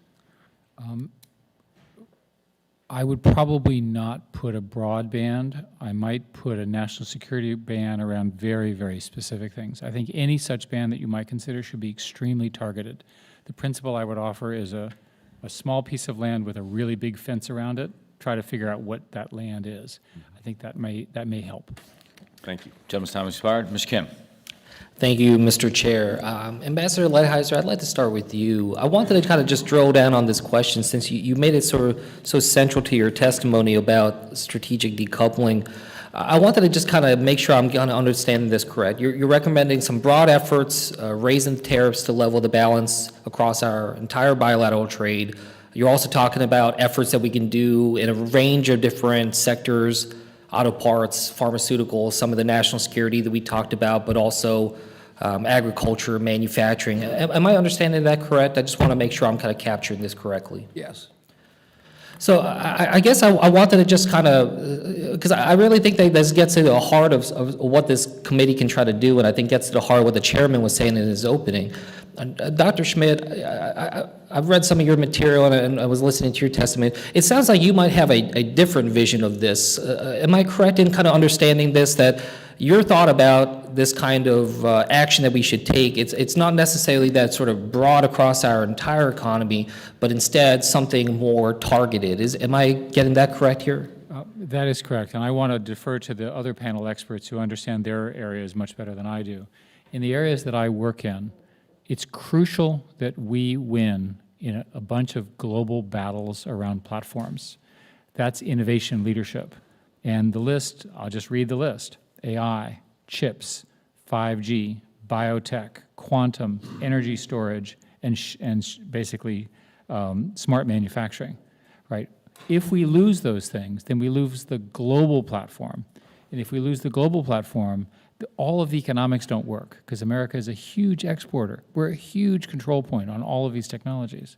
And I don't want to be dependent on Chinese for any of these. Yeah, I agree with you on that front, and I think that's something hopefully all of us can agree upon. And there's this question that we've been tackling about, how do we make sure we're not going too small on this? How do we make sure that we're not in this issue of not doing enough? But Dr. Schmidt, I wanted to ask, again, from some of the things that I've read from you, it sounds like there's also a real risk of pushing this type of separation too fast and too far. Is that correct? I am not in favor of the decoupling that's been sort of discussed colloquially, because I think all it would do is take non-strategic components and increase their prices to Americans, which would make things less competitive. I'm interested in making sure that we are the dominant player in the areas that I just named. I don't, at some level, worry too much about the others, because they're not going to determine the power outcome. They're important to other people, but in terms of America's dominance, the list that I gave you is the list. If, for example, we are the leaders in distributed computing, autonomy, and so forth, we'll have the best weapon systems. Yeah. I mean, I think that's something that for all of us to kind of think through here is just trying to understand where that calibration is. And I think sometimes this is what frustrates me about this kind of concept of strategic decoupling, because it has a lot of vagueness to it. It seems to, in some ways, kind of stress this side of sense that we're not talking about full, but then I think this committee can really try to dive in to understand, well, then how do we narrow that and get a better sense of what that means? And Mr. Lighthizer, at the end of your testimony, you said this line here. It says that you said, quote, essentially the policies that what you recommend is, or quote, essentially the policies that China has towards the United States, I'm really just advocating for a policy of reciprocity. With all due respect, I did want to kind of push back on that and disagree here. I think we should be careful here to try to make sure that we're not necessarily talking about steps for the United States to take that would act and behave more like China. I do believe that it is action needed, but I want us to try to think through and ground it in what's made America successful, that we should really assess the cost of these different types of actions in different sectors and have an opportunity for us to weigh sort of the cost benefit for our country. That we think through these efforts in terms of not just the restrictions upon China, but also recognizing that a lot of what we need to do is about investing in ourselves. And Mr. Schmidt, I guess I just wanted to end with you here. We talk about this issue about positive investments, offensive type efforts that we can have in terms of our innovation in our economy, our workforce. We're also talking about restrictive type actions against China to try to hold them back from some of these gains.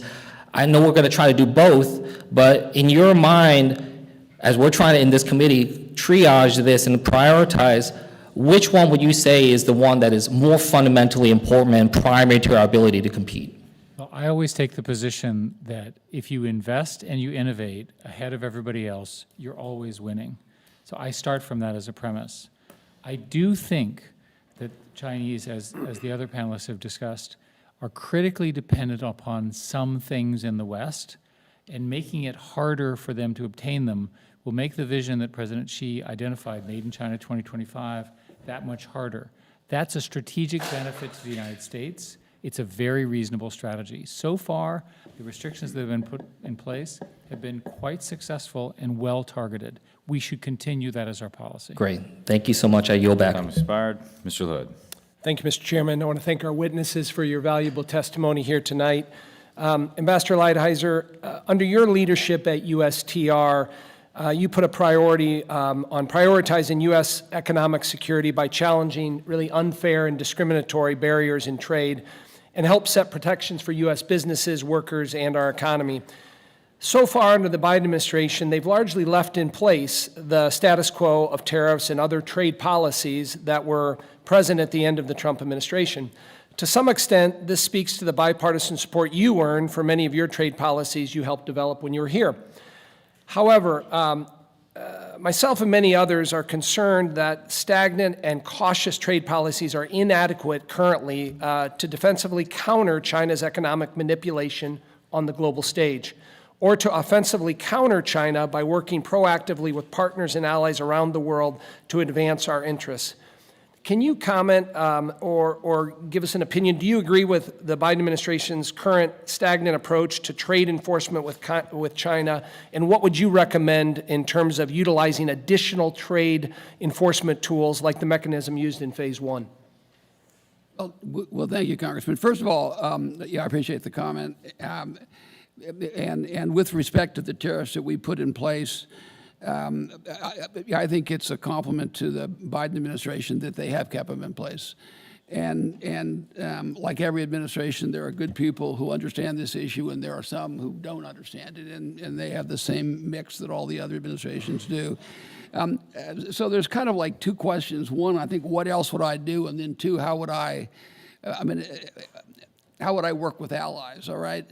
So let me say, first of all, as I've said in my written testimony, I believe that China is not in compliance with the agreement that they entered into. And if I were in government, I would use the authority under U.S. law to raise tariffs on them and to further this process of decoupling, which I believe we started. And really started under the 301 in a bipartisan way, right? It really was. I mean, when I would testify, I would quote the former speaker and others who were in agreement with that position.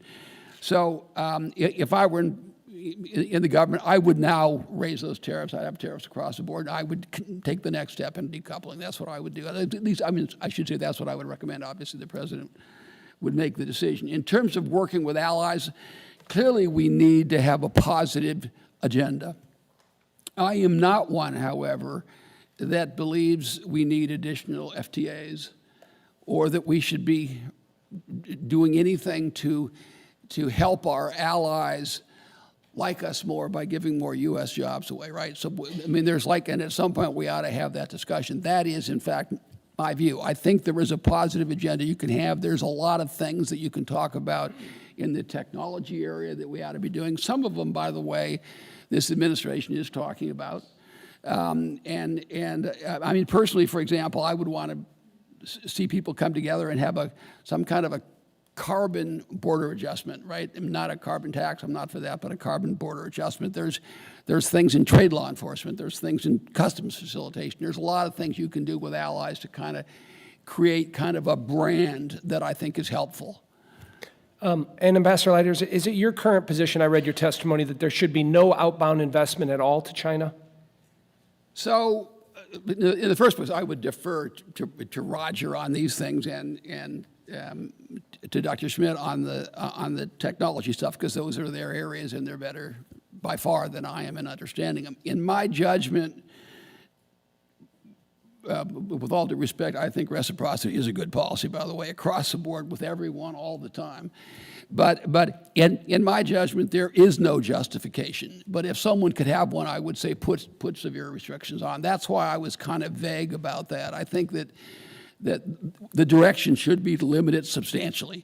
And the wisdom of this committee is as good as any other wisdom to decide where exactly those lines should be drawn. I'm not going to say I know the answer to everything, but in my opinion, we should not be, if you cross the line and say they are a hostile adversary and they're trying to bring us down, once you cross that line, then it all looks different. And this is one thing that looks different. It's not about whether some guy in New York can buy a big boat with the money that he made on some deal, right? It's about whether or not we're going to have our kids have this kind of a country and our grandkids have it. That's what it's about. And those are not kind of the same kind of thing. So for me, I would say, sorry to the guy in New York. You just have to deal with the boat you have. And I'm going to worry more about the woman with the hard hat going to work. Thank you. Michelle.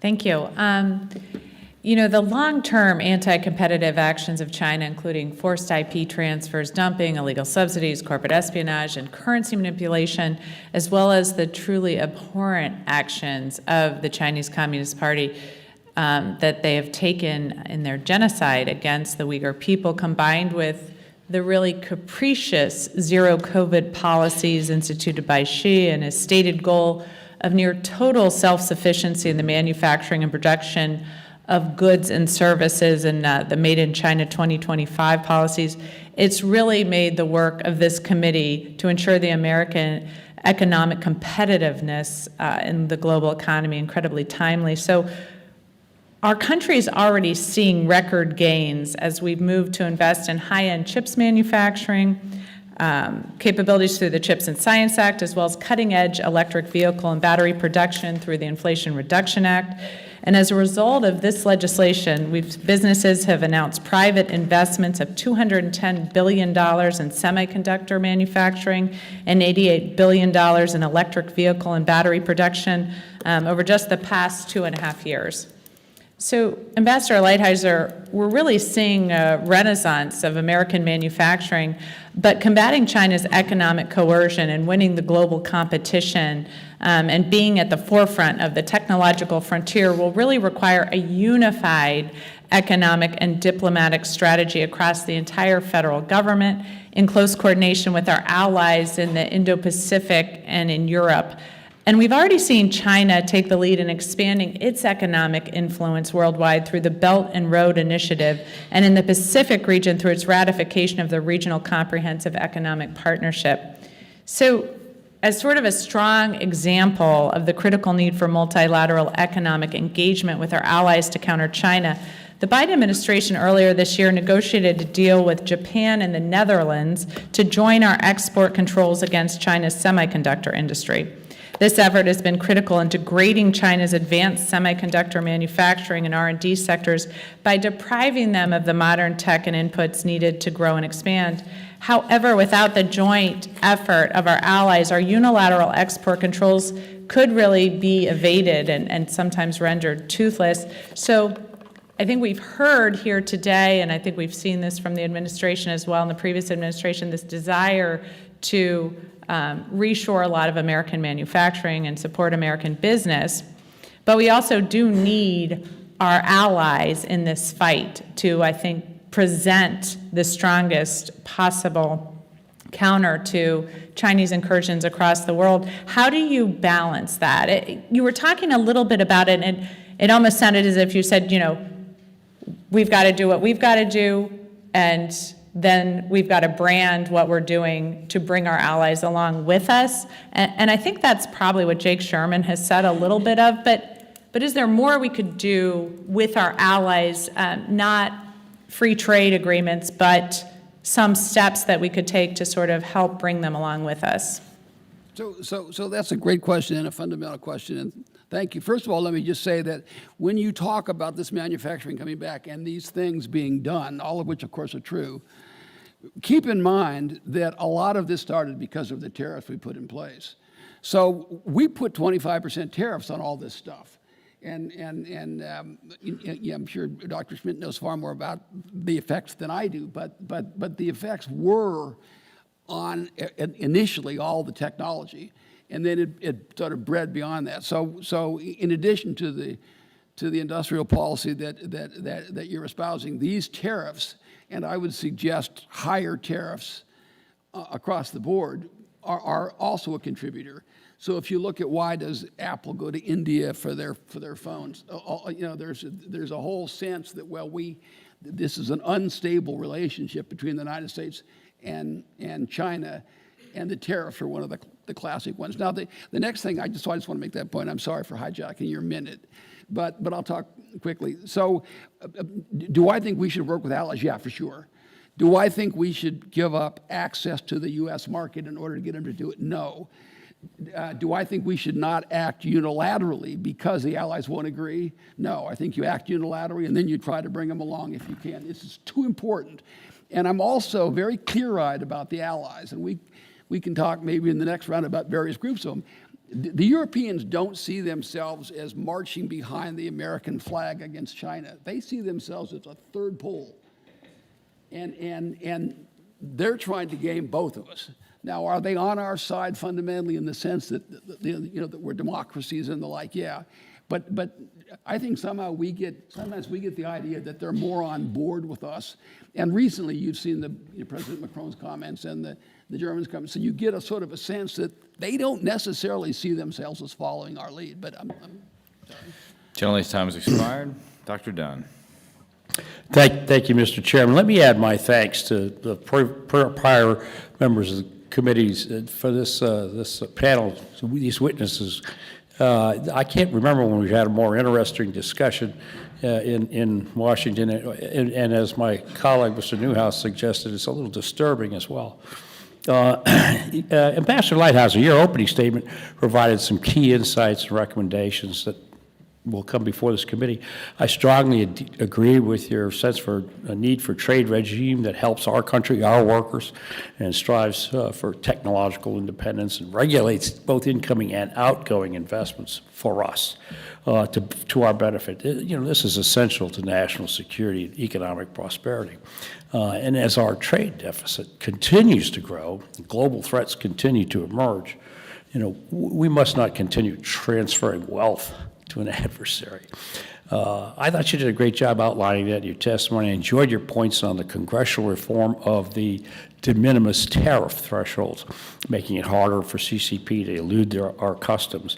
De minimis being the threshold where our duties go into effect, and it's currently $800 per person per day in the United States. And that incentivizes gaming our laws. Foreign exporters, as you mentioned, can access our markets for free when the importation is less than 800, or they transship it to a country that enjoys that. Right now, China is doing a shell game with their exports to the United States by laundering them through Mexico and Canada, thereby dodging essentially all duties. Specifically, you cited the Mexican company Baja Fulfillment as a particularly example of bad actors, but I think it's just one example as well. This has to stop. So, Your Excellency, what can Congress do to end China's shell games in trade? Wow. And I have 2 minutes and 57 seconds. So, for me, this is why I, after thinking about this forever, said you just have to put tariffs on and have strategic decoupling. You figure out the technology. I'll go along with you on whatever you come up with. But you can't keep transferring hundreds and hundreds of billions, maybe $500 billion, and in stolen technology, maybe it comes to $800 billion a year. I mean, their economy is only 17 trillion, right? I mean, in other words, every year you're giving them. I think it's fair to say that this, as I said, this economic miracle really is just our economic stupidity and not crossing that line and realizing what's at stake. I mean, this is really, really serious stuff. Eventually, we're going to have strategic decoupling, right? I mean, it's just no question. The only question is whether you're going to do it before or after it's too late. That's the only issue. So you said, what would I do? I would put tariffs on. So one way to think about this, and I have it in the written testimony, I didn't say it here, one way to think about this is, why do they have these large surpluses every year? Why does that happen? Now, some of it is stuff we can identify. Oh, you cheated on this, you cheated on that, you dumped, you said, whatever the things are. But a lot of it is just systemic. It is the deficits in and of themselves, when they're massive and continual, are themselves protectionist. they're absolute proof that they're not playing by the rules. So they discourage consumption in their own country. They put all the money into exports. What that does is it forces the rest of the world, including us, to go into debt. So how do you counter that? You have two ways. You either continue to go into debt or you put tariffs on. There's just literally, you could, besides tariffs, you could put, some other kind of barrier. But you either have a barrier, I would say tariffs, or you go into debt. And it's happening across the world. Somehow you have to change that. In my opinion, at some point you're going to come to the view is we can't continue to go into debt to China. So I don't know who's more upset, you or us. Least of all for televisions and T-shirts and all this stuff, right? It doesn't make any sense. Eventually, you're all going to say we have to change. So I think what I'm going to do, I have 26 seconds left, so I think what I'm going to do instead is commit you to swear that you'll help us in the future. We're going to put you on speed dial and follow a lot of these ideas and also your other panelists, because I've heard some great ideas here tonight and some great insights. So I want to thank you all very much for taking the time to spend some time with us this evening. Well, I appreciate it, and I am, and I'm sure the other two, because I know Roger and I've met Dr. Schmidt, are available. If you ought to just call, and if you have a senior staff person that wants to call. This is really important to all of us. This is what we do. You could text, you could email, we're findable, trust me. We will now provide the witnesses' cell phone numbers on national TV. Yeah, please state for the record. All right, the gentleman's time expired. Ms. Stevens. So inflation's up. We all know that. Going to the grocery store, it burns in the pocket a lot more. Mr. Lighthizer, I think it's fair to say we've gone through a heck of a 5 years on the trade front, passing USMCA, and thank you so much for your leadership on that, giving us a platform as a North American continent to be able to sell and compete globally and sell our American goods in countries like China. And of course, we implemented the 301 tariffs, and we've now seen in the last year that the trade deficit has only ballooned to astronomical levels. And, frankly, the costs are coming down to the consumer, right? According to the Cato Institute, the U.S. imports all shoes sold in U.S. markets. All shoes sold in U.S. markets are imported. And in particular, I'm not saying they all come from China, but many do. And it's, the Chinese footwear manufacturers have got access to machines that they only have there. And there's a company, every week, pretty much, by and large, I have a program called Manufacturing Monday, and I go and I visit these manufacturers, these small tool and die, CNC manufacturers in my district, often only employing 20 people, and I go to geek out with them and, see what they're making and learn. And there's a company called Detroit Bikes, or there was a company called Detroit Bikes. It was the only bike manufacturer in the United States of America, because all our bikes were coming from China. And, they were faced with the tariffs, and they dealt with the costs, and they showed me the machines that they were making some parts of their bike on, and at one point those machines were written in English, and then it turned to Chinese, and then the owners just decided to fold the company. And so I'd love to ask you, how we put into place policies, trade policies that allow us to compete economically with the CCP that don't disadvantage our small manufacturers. And I'm not trying to be insulting, because you're all amazing, and this has been brilliant, but none of you are small manufacturers. None of you have walked a day in their shoes. And Dr. Schmidt, your career trajectory and your contributions to technology policy, and obviously your leadership of a big global tech company that decided not to sell into China, decided not to have a presence in the CCP is so noted. China has a stunning lead in 37 out of 44 critical emerging technologies, according to a recently released Australian Strategic Policy Institute report. So noted to what we have heard Dr. Schmidt say over and over again tonight, that we need a plan. We need to determine the key technology areas that we want to compete in. And if we're looking at broader industrial policy and the success of chips and science legislation, I think we can call it a success, because $52 billion to chip manufacturing in the United States has already beget $200 billion of private sector contributions. But Dr. Schmidt, could you just help us think about when you said in your testimony $2 billion that we're spending right now in AI, and you're recommending $32 billion. What does that spend look like? What are you envisioning there? There's plenty of money in the companies. There's not enough money in the universities and in the government and in the research labs. And that's where a lot of the innovation is going to happen. So as I mentioned, to do the work that I care about, these universities need data centers. They need new hardware. These are all American-made, all that kind of stuff. But they need it, and they can't. When I was doing this stuff, it was three people and the dog. Today, you just can't do science that way. It just costs more money. It's more complicated. So that's where the 2 to 32 billion comes. We benchmark that against the Chinese numbers, which were higher than that. So again, if you go back to the chairman's comments about the scale and the ranking member's comments about the competition and the level of investment in the STEM talent, our investment in these areas has to overcome the fact that they have many more people and more capital already. We're still winning, but they're coming. Yeah, and we don't need to do it, right, just because the CCP is doing it. We want to do it in our unique public-private partnership model of a way that then what? Begets more private sector investment? Would that be? Yeah, and when Secretary Raimondo and I did a whole tour on the CHIPS Act, and one of the talking points we had was that it will eventually result in $500 billion of capital for the 51 that were in the CHIPS Act. And I think we still think that that's true.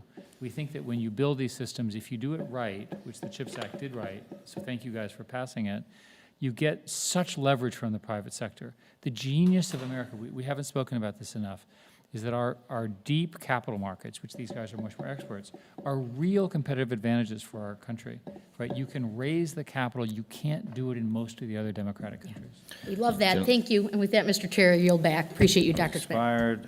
Mr. Johnson. For Mr. Lighthizer, we've heard bipartisan compliments to you for USMCA tonight. Are there any lessons that we would have learned from that experience that we could apply toward our allies in the Indo-Pacific? So are there things in I guess the sort of notion is, should we have a free trade agreement with the countries in the Indo-Pacific? Is that kind of the question? Yeah, or the nature of the negotiations. I mean, I'll admit I was a little surprised by your written and verbal testimony that you were skeptical of additional free trade agreements, particularly for countries that are already, buying and selling a lot with us. I mean, I get it with China. I mean, I understand a strategic decoupling, but when you're talking about our friends, I just kind of start with the very basic economic rule that voluntary transactions benefit both parties. And so why not more trade with our friends in the southern globe? Let me answer that. I'm not against more trade with them, but the underlying notion that you're going to get allegiance because you transfer more of your wealth to them, that's what I challenge. So forget allegiance. I mean, let's not focus on allegiance. Let's focus on prosperity for both. So see, I'm a product of the 60s. The Beatles taught us you can't buy me love, and I don't think that transferring our wealth to these people is going to make them like us anymore. Forget loyalty or allegiance. Let's just focus on, an economic rule is that voluntary transactions can enrich both parties. Couldn't America be stronger through additional free trade agreements with our allies? So now you're talking about our allies as opposed to the other countries in the Pacific. So which allies would you have us? I'm happy to analyze this. Tell me which one you're thinking of. Well, I think the work you did on the Phase 1 deal for Japan was highly regarded. I think it probably made us freer, safer, more prosperous. I would think we could add to deals like that throughout the Indo-Pacific. So, if you're talking about countries like, the TPP countries, with the exception really of Mexico and Canada and Japan, You're talking about Malaysia, you're talking about Vietnam. I don't think, take Vietnam as a classic example. Right now, our trade with Vietnam is approximately as follows, all right? Their GDP is $400 billion. Everything made in the whole country, services, goods, is $400 billion. They send something like 140 of that to us. So like 33% of every single thing that they do in Vietnam comes to the United States, and they have a trade surplus with us of $100 billion. I don't see how increasing that helps me at all. What I'm worried about, so we're kind of balancing things.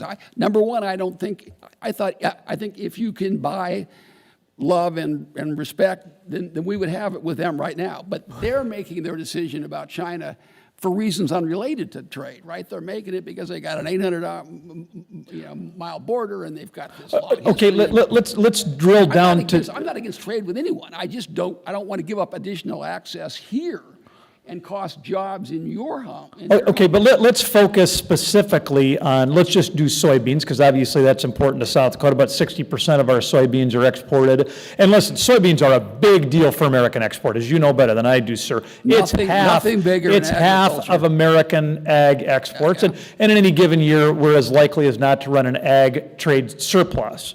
Okay, so, and you've done a lot for soybeans and market access, so thank you. I hear from our producers all the time, and I agree with them, we don't want to be so dependent on China. Again, half of our soybeans go there. But then if we're not going to sell them to China, we got to sell them someplace. We can't eat that many beans here, and we're really, really good at growing them. And so what other markets, and if we're not going to look to free trade agreements, we're just going to get stuck with a whole potload of beans. So this is a really good question, and I'm glad you asked it. I'm glad we had the exchange. So if you're saying, first of all, we can't overstate how important soybeans are. I mean, they really, really, really are important. And so you say to yourself, country X, they won't let us sell our soybeans. Why not? My reaction is, instead of saying, here, you can have a little bit of Milwaukee's jobs or Green Bay's jobs, instead of saying that, I'd say, I've got an idea. Either take our soybeans, or I'm going to take back something that you have right now. You're into me for $100 billion. You're into me in the case of Malaysia for whatever, $30 billion a year. Get rid of the barriers. Now, soybeans, and you know a lot more about soybeans than I do, but they tend to go to a few different places. And when they didn't go to China, they tend to go to Europe because Brazil's went to China. I mean, the market for soybean is very complicated. It's important, it's complicated. But if there are barriers to soybean exports or pork or other agricultural products, my position always is, and this is exactly what we did with Japan, because that was such a good point. What we said is, listen, you have a pretty good deal. You're running a $70 billion surplus, and we're defending you. Give us access. And what did we get? We got a great deal. We got all the TPP agriculture stuff, and it didn't really cost us anything. I didn't have to put anybody out of work in Michigan to do it. So that's just like another approach. But this was fun. Okay. Mr. Auchincloss. Thank you, Chairman, and to our superb witnesses. I've learned a lot, both through your written testimony and oral today. I certainly agree with an overarching theme of tonight, which is that the United States has built a rules-based order and welcomed China into it, and China responded by cheating, and we need to stop it. But tough statecraft should not devolve into zero-sum protectionism under the guise of industrial policy. And industrial policy is very popular right now. To engineer American economic competitiveness, both Democrats and Republicans are proposing a bonanza of tariffs and bans and subsidies and regulatory self-dealing. Industrial Policy's able spokesman, Robert Atkinson, founder of the Information Technology and Innovation Foundation, wrote last year that, quote, "It's time to end the stale argument about free markets versus industrial policy. We need both, market-based policy for most of the economy and strategic industrial policy for select sectors." That sounds very reasonable, very statesmanlike even, and many in Washington seem to agree these days, but I don't agree. Mr. Atkinson envisions that a Congressional Joint Strategic Industry Committee in consultation with the Commerce Department and the National Security Council, will select which sectors are strategic and then steer them in a feat of masterful technocracy. What is more likely to happen, though, is that industries will divert money from their scientists and their engineers to their lobbyists and their lawyers, and Washington will be noisy with rent-seeking claims of criticality, and strategic signal will be drowned out. And that's even supposing that politicians could extract strategic signal at all. In general, entrepreneurs are better than politicians at detecting and responding to signals of utility. Take, for example, the graphical processing unit, which I'm sure Dr. Schmidt knows more about than anyone here. It's surely a strategic technology in that it computes cutting-edge AI. The GPU was originally developed for video games a quarter of a century ago in an American business. American businesses excel at innovation, especially when sound policy keeps sectors competitive, not concentrated. And overall, despite worrisome concentration in some sectors over the last 30 years, the U.S. economy has been a dynamo. It has raised its share of G7 GDP from 40% to almost 60%, while accounting for a quarter of global output at less than 5% of global population. And that quarter has been steady over the last 30 years, despite China's rapid growth. This strong growth was not ushered in by raising tariffs or leaning into a beggar-thy-neighbor approach. On the contrary, far-sighted trade and aid policies help build up powerhouse economic partners like South Korea, whose president Congress recently welcomed as a key ally in U.S. competition with the Chinese Communist Party. But now too many in Washington want to step off this path and follow China's lead of command and control economics. Congress should instead double down on what the United States does best by dedicating our economic competitiveness agenda to 3 industry-agnostic imperatives. First, we should launch a whole-of-society effort to ensure that every American elementary student from every walk of life scores proficient in math. Quality math instruction develops the brain's executive function, and early numeracy is instrumental not only to later success in STEM, but also to literacy and to critical reasoning. Getting better at math promotes individual economic mobility and collective economic growth. Second, we should double to 6% our national R&D intensity, which is the sum of public and private R&D as a percentage of GDP. And Dr. Schmidt, you had this in your written testimony as well. The 117th Congress and the Biden administration edged national R&D just above 3% through funding and programs for clean energy and semiconductors. And those tax credits and sector-specific public goods and market-shaping mechanisms are all important tools that can be used surgically to address negative externalities like pollution and to unlock private investment. But Congress really needs to prioritize basic science, the curiosity-driven, peer-reviewed research that the private sector won't fund and the public sector for the last 50 years has underfunded. We should start by fully appropriating for the $170 billion science portion of the CHIPS and Science Law that was authorized in the next 10 years.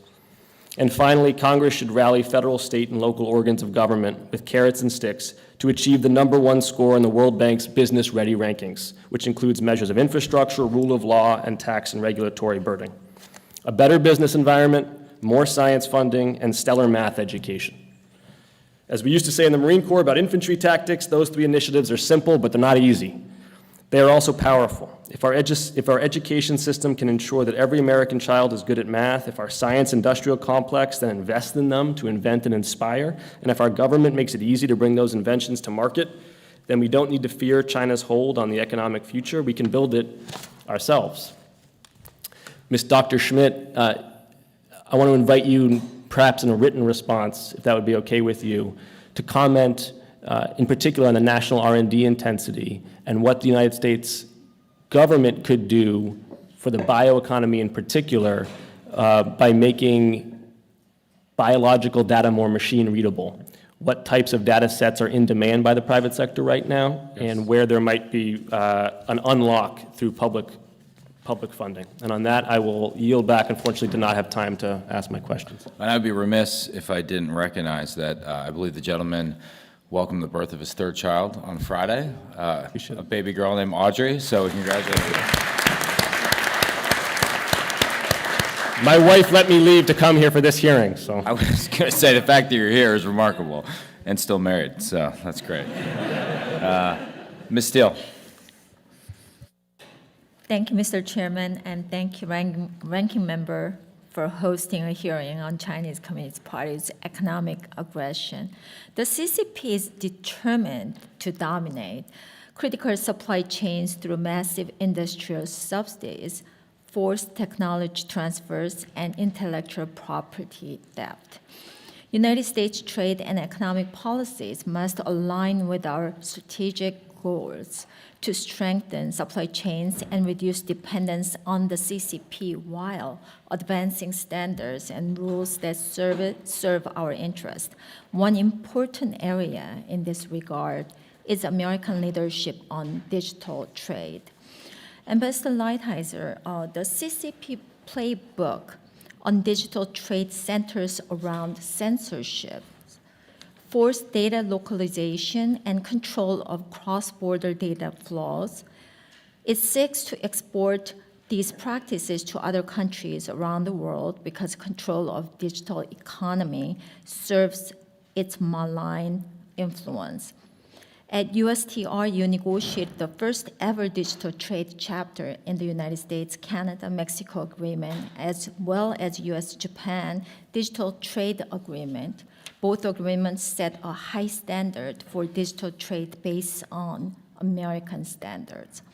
Presently, there seems to be a lack of US leadership on digital trade. Do you agree? How can the United States push back on the CCP playbook for digital trade in the Indo-Pacific region, especially as it relates to localization and data flows? Will American leadership in digital trade help our American small businesses expand into new markets? Well, thank you for the comment and for the question. I think what we did in USMCA and in the Japan agreement were very important, and I think these technology issues are particularly significant. My own sense is that with respect to countries like China, you're never going to get any kind of an agreement on banning data localization, right? It's just to me at least, a lost cause. And I think the same thing is probably true in Europe. I think Europe is always going to demand data localization. I think continuing those kind of negotiations where it makes sense, we should do it.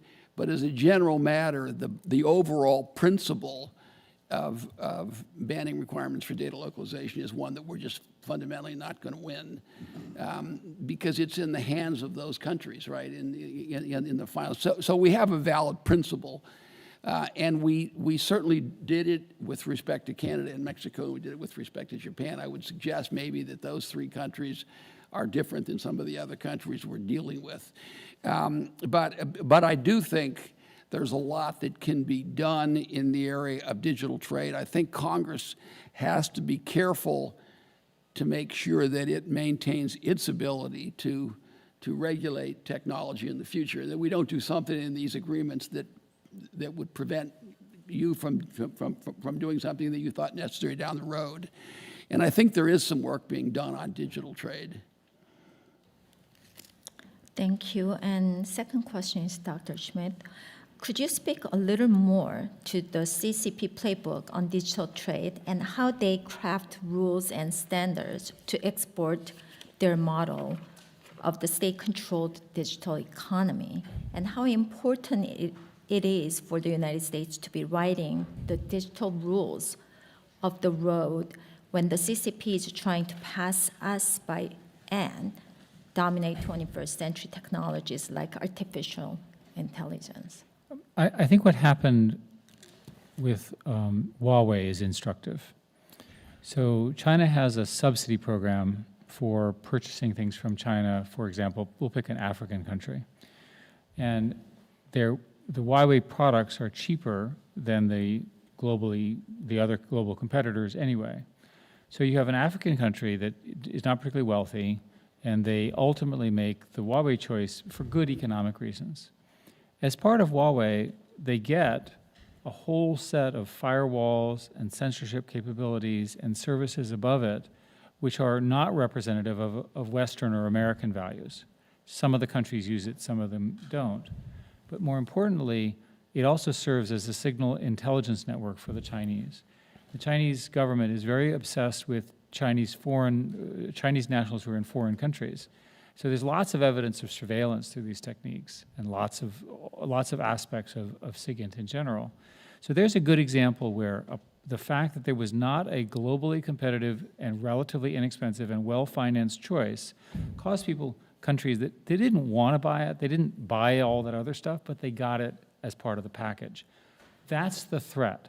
So you can imagine, going back to what the ambassador said about how trade works, imagine that as more and more of this stuff from China gets embedded in all these other countries, it comes with all of these additions.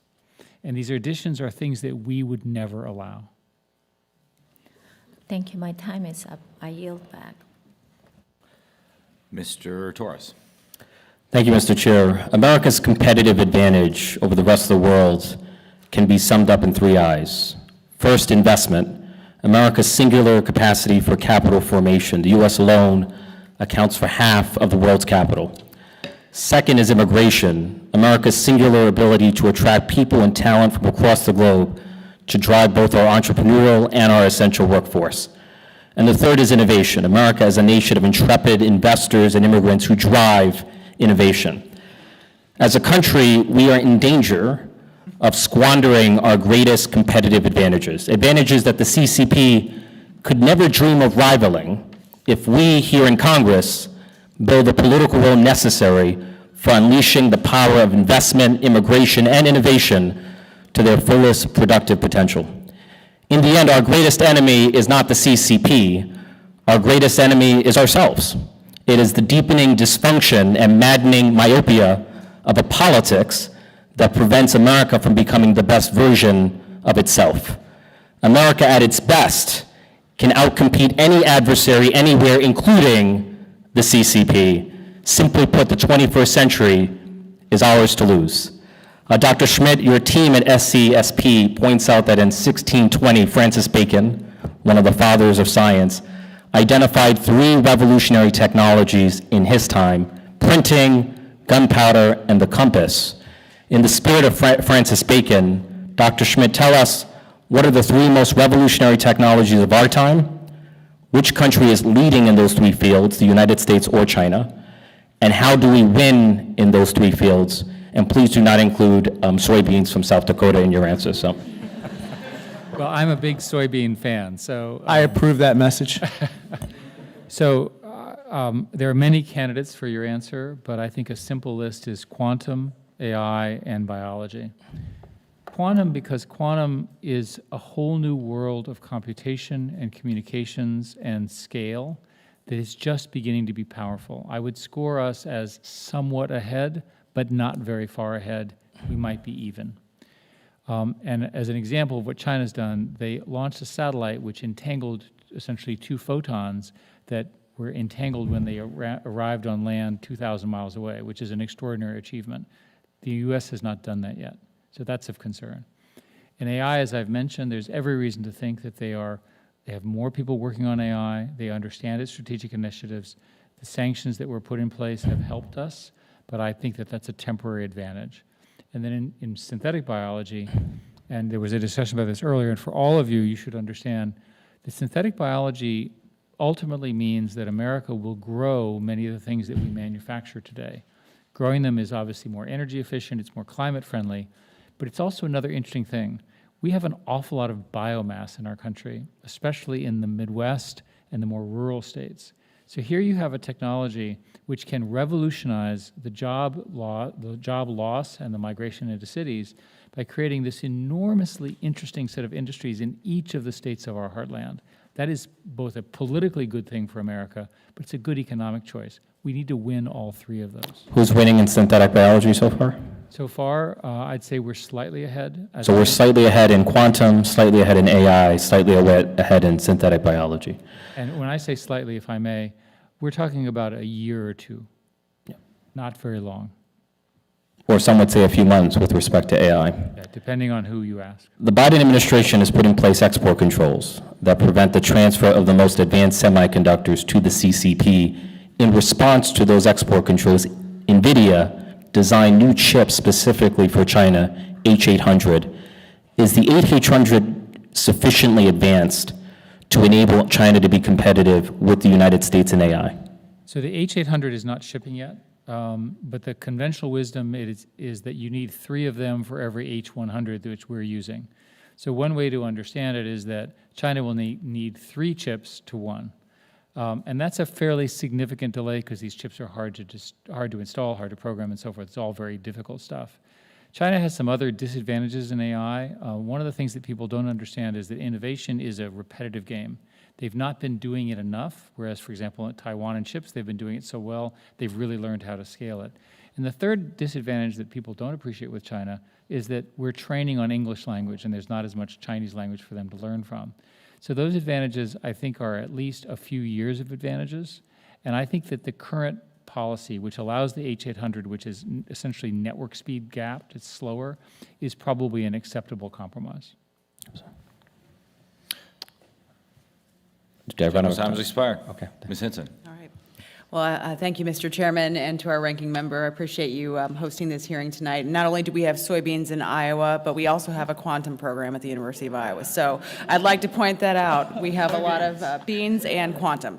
But thank you so much for joining us tonight. To our witnesses, you're helping us get at the core mission of our committee, which is really how do we counter the economic aggression coming from the CCP. And we've heard a lot about the promises that China has made over the years. The CCP has wormed its way into international trade agreements, but a common theme across our hearings is really that this is an adversary that can't be trusted.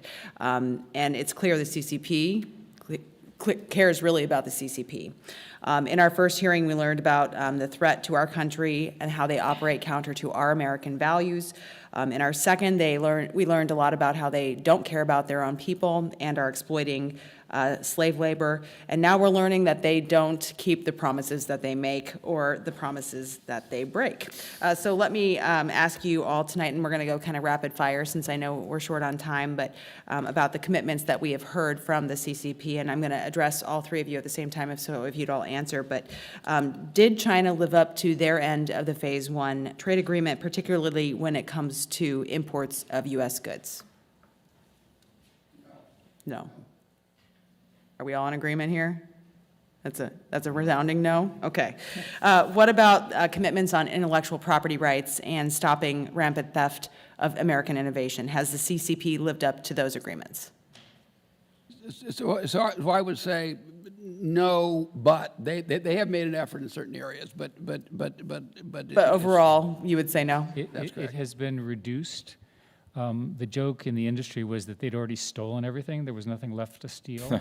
Sorry to make a joke about that. It's sad, right? But it's a sad joke. Yeah. But it is reduced, but it's still a problem. And you agree? You agree with no? Okay. What about trade agreements with the U.S. and our allies? Has the CCP historically lived up to those agreements, yes or no? So when you say trade agreements, you're really talking about the WTO, I guess, right? And the GATT. And right. I would just say no, and I drop a footnote down that says the USTR comes out with a 190-page report every year about all the various breaches. Right. Well, we saw in the opening video, obviously, the narrative that was surrounding their addition to the WTO more than 20 years ago, and now we have seen the reality of that. Can you provide some examples of maybe some of the other broken commitments from the CCP when it comes to trade, IP? So, as I say, there's a 190-page document on it, and there's numerous cases that over the years in various administrations, particularly the last 3 where we brought WTO cases against them, there are access to various agricultural products. There are agricultural subsidies. There's financial services. There's the implementation of their trade laws. I mean, there's and keep in mind that a lot of what we complain about that's bad that they're doing has nothing to do with trade agreements, right? This is the banking system, the labor system. That's why I'm for overall tariffs, because I don't think you can play whack-a-mole and win this game. You're not going to win by saying you stop this. They just do something else.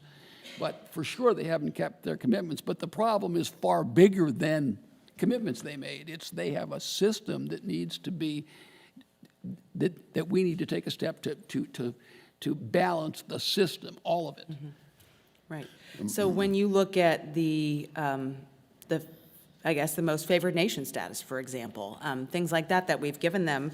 We can't trust a word the CCP says when it's making promises to us. So why should we continue to give them sweetheart deals like MFN? Because I think that obviously gives them an upper hand. We've given them these ways to get into our trade agreements and supersede us and cheat. So why should we continue to enable them to have that kind of a status is, I think, I'd be looking at from a policy perspective. So, should we take back permanent normal trade relations? Absolutely. I was against what we did, and it was obvious at that time it was a mistake. Of course we should take it back. But you have to do more than that. You also have to change the column 2 tariffs, because then they would go from MFN to column 2, and column 2 are sort of higher tariffs, but there's some of those you'd have to change because they're like there's not a high enough tariff on automobiles. You'd have to make a modification there. But I've been around Congress a long time. I've never had no one would ever elect me to anything, so I don't have to worry about that part of it. But I've been here as a staffer and the like, and it's the members that I talk to, I would think you'd have a vast majority of the members of this current House that would vote to take back MFN and give higher tariffs to China, right? I just can't even imagine who the people. There'd be a handful of people for whom this is a religion, and there aren't people who have it. They can have that, but I completely agree with you. Yep. And I know my time is up, so Mr. Chair, I yield back, and I look forward to continuing this discussion when we have more time. Thank you. Gentleman's time expired. Ms. Brown. Thank you, Mr. Chairman. I want to begin by expressing my sincere appreciation to the witnesses for their testimonies and taking time to share their expertise. Now, in this committee, we've explored a number of topics related to U.S. economic posturing, from the CCP's role in the genocide of Uyghur people to the United States' relationship with Taiwan and our global supply chain. While we have spoken in depth about the roles of larger U.S. corporations, I'd like to circle back to what Rep. Stevens touched on, which is to discuss the roles of small and medium-sized businesses within the supply networks. So, Mr. Robinson, how are small businesses uniquely equipped to address economic competitiveness? Specifically, how can these businesses provide solutions to diversify and harden the U.S. supply chains? It's really outside of my wheelhouse, to be honest with you. I've just been concentrating too much on the financial sector to have a good, solid answer for you on that, I'm afraid. Thank you. Anybody else like to? Well, I would just, and I'll be very quick because I'm taking up. So there's kind of, when you talk about small business, there's manufacturers. You would think, then there's a small business that's an importer, right? The small business importer is kind of in a different position. But if you look at who was hurt most by the hollowing out of Americans' interest and it's the small manufacturers. It's these towns where they have one company, and that we all know them. You all have them in your district, and they had one company, and that company or a bunch of them basically lost out because we had a trade policy, and part of it was NAFTA, but the biggest part of it was China, and those were the people that suffered the most. They were the ones that were incapable of making some kind of adjustment. What can they do? So those small manufacturers are the ones we should be focusing on, and there's a lot of innovation and the like that comes out of those people. And in many cases, they're the heart of their community. That's right. Thank you. Dr. Schmidt, what approaches can Congress take to boost America's manufacturing other than imposing tariffs on imported goods? I already mentioned the notion of smart manufacturing, and there's a lot of evidence that onshoring and reshoring works when you're building more sophisticated, higher value-added products, because having the manufacturing closer to the R&D center is a net benefit because you have faster iteration. So over and over again, I think the strongest part of our story is that we have integrated software and hardware designs, and we have the factories close together, and they're very flexible. Think of this as CNC machines gone crazy, right? All of a sudden, you have 3D printing, very, very sophisticated manufacturing. I spent a fair amount of time visiting plants that do this in America, and they're making good money, right? So one way to think about the manufacturing question you ask is to reimagine manufacturing as the high value-added part right? I'm not going to worry about the commodity part, but I'm extremely interested in having that stuff that's very sophisticated be built here.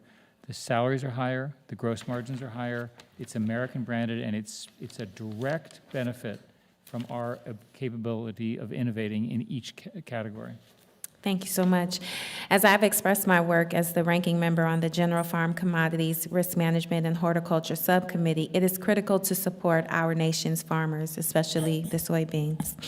I have also emphasized people that are hungry in schools, at work, and elsewhere are at a strategic disadvantage. In this regard, cuts to our nation's food security programs could negatively affect our current and future federal workforce.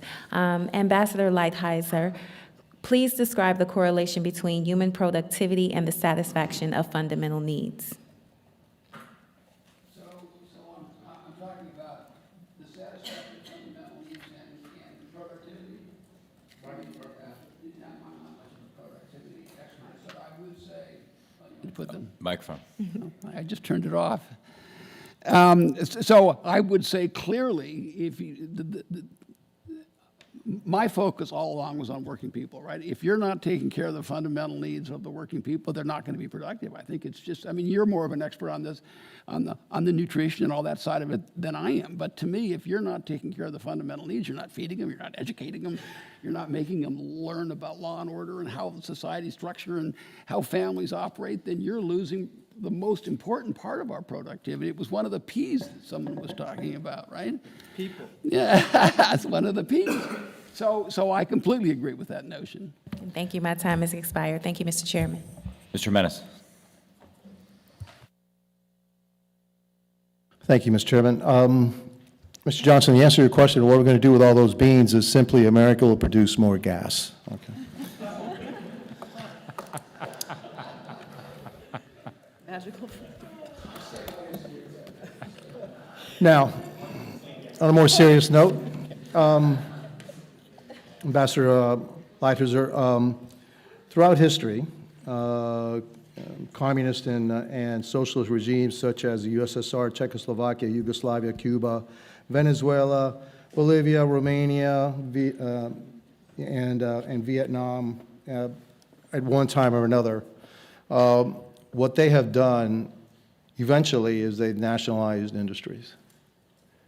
And so, with the United States being so heavily invested and companies being so heavily invested in China and producing so much in China, what do you think is the likelihood that eventually American corporations and industry will be nationalized in communist China? So this is U.S. businesses operating in. So what they have tended to do, I'll give you a good example. So you have like the Ball Corporation, which everyone knows about. And they make more beverage cans than anyone else. And if you go back to 2015, they made the most beverage cans in the United States and the most in China. And they had a joint venture partner. And over a period of time, the joint venture partners started to separate their own companies.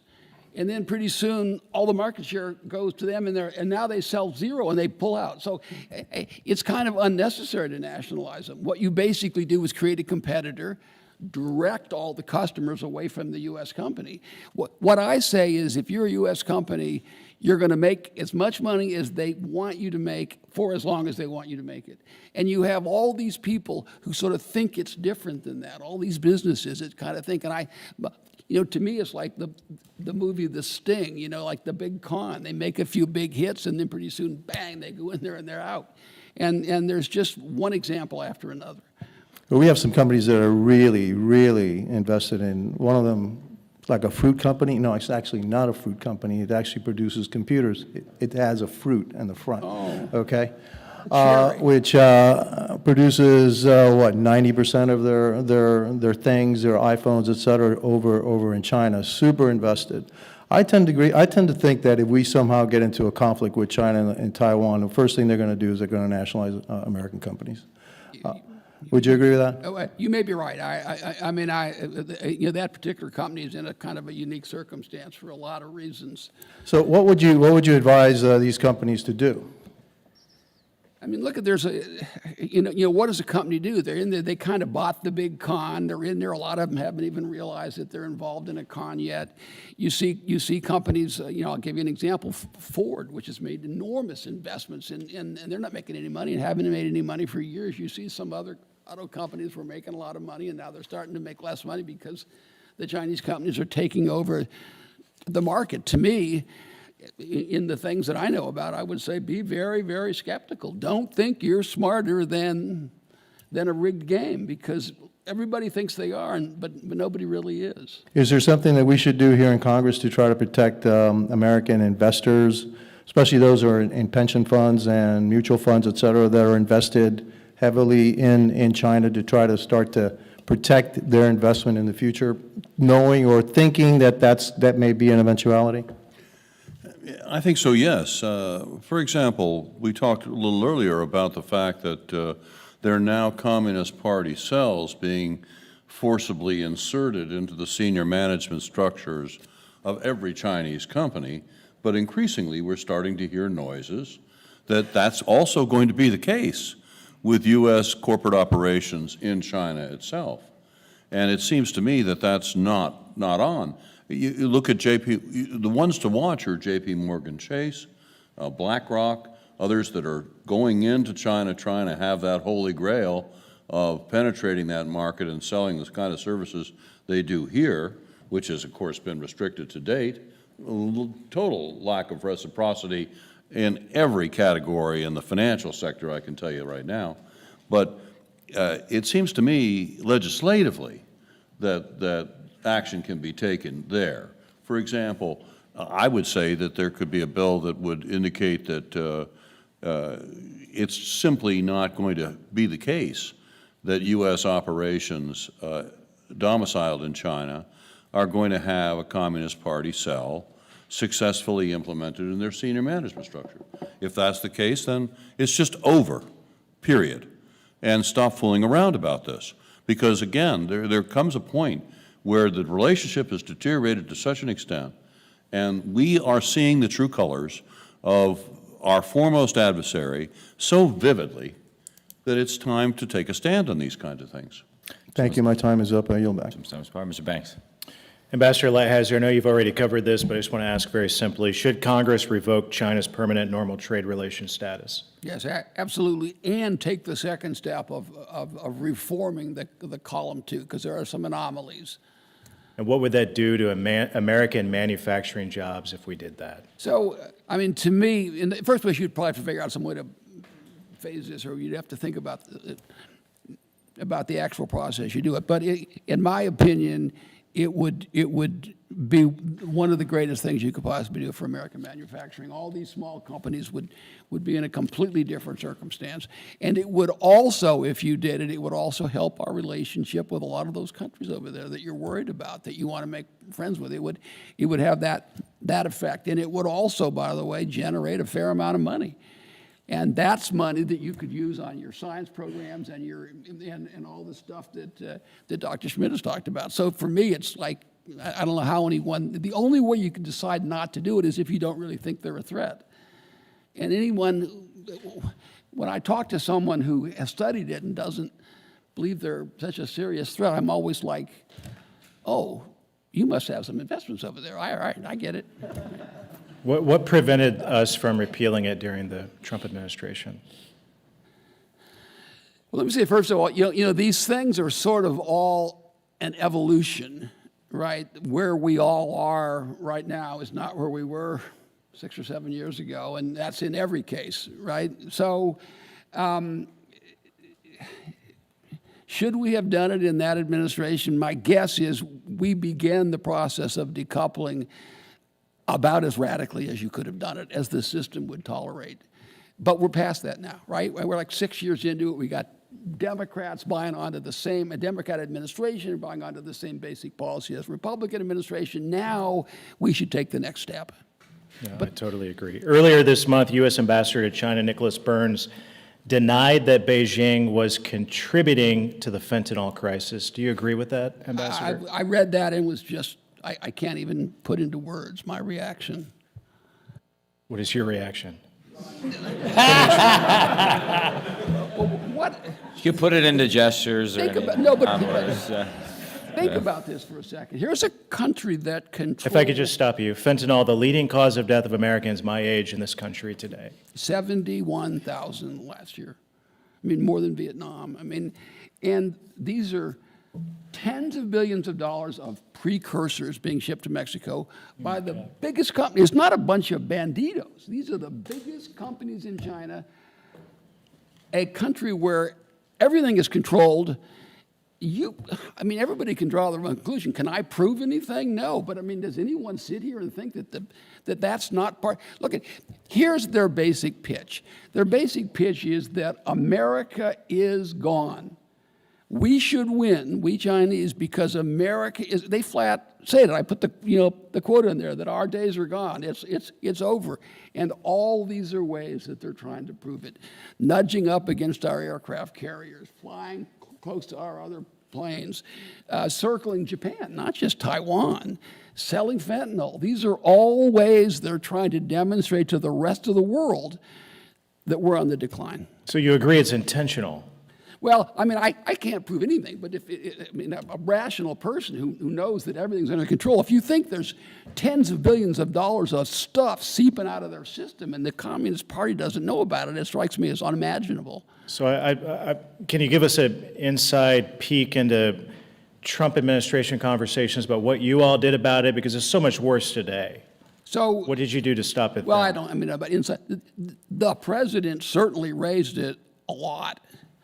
And we had, and once again, drug interdiction is like way beyond my area of, and there were levels of cooperation and the like, and maybe probably no one here really knows that much about, you might know about drug interdiction, but there was like a process. But there was something that you did. I mean, obviously it was part of the strategy. We certainly you put pressure on them to stop it. But it was a group other than me that was on the ground really worrying about it. I got 25 seconds left. Mr. Robinson, I know you want to weigh in on that. Well, yeah. I mean, they're guilty as charged.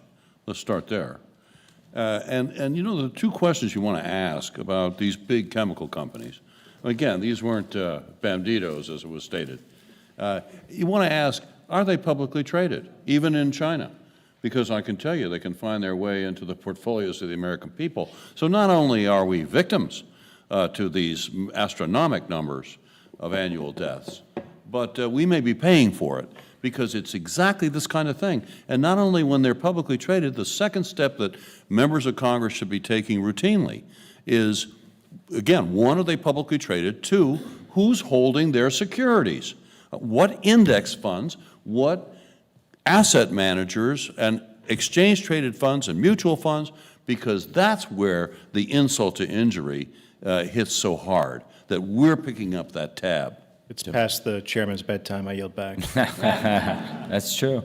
Mr. Barr is recognized for 5 minutes. Thank you, Mr. Chairman. And Mr. Robinson, I think you framed the problem very persuasively, and the solution also in your testimony, and it bears repeating. Quote, capital market sanctions are Beijing's single greatest non-military fear because the CCP knows that it is predominantly about the money, access to trillions of dollars of American funds under management.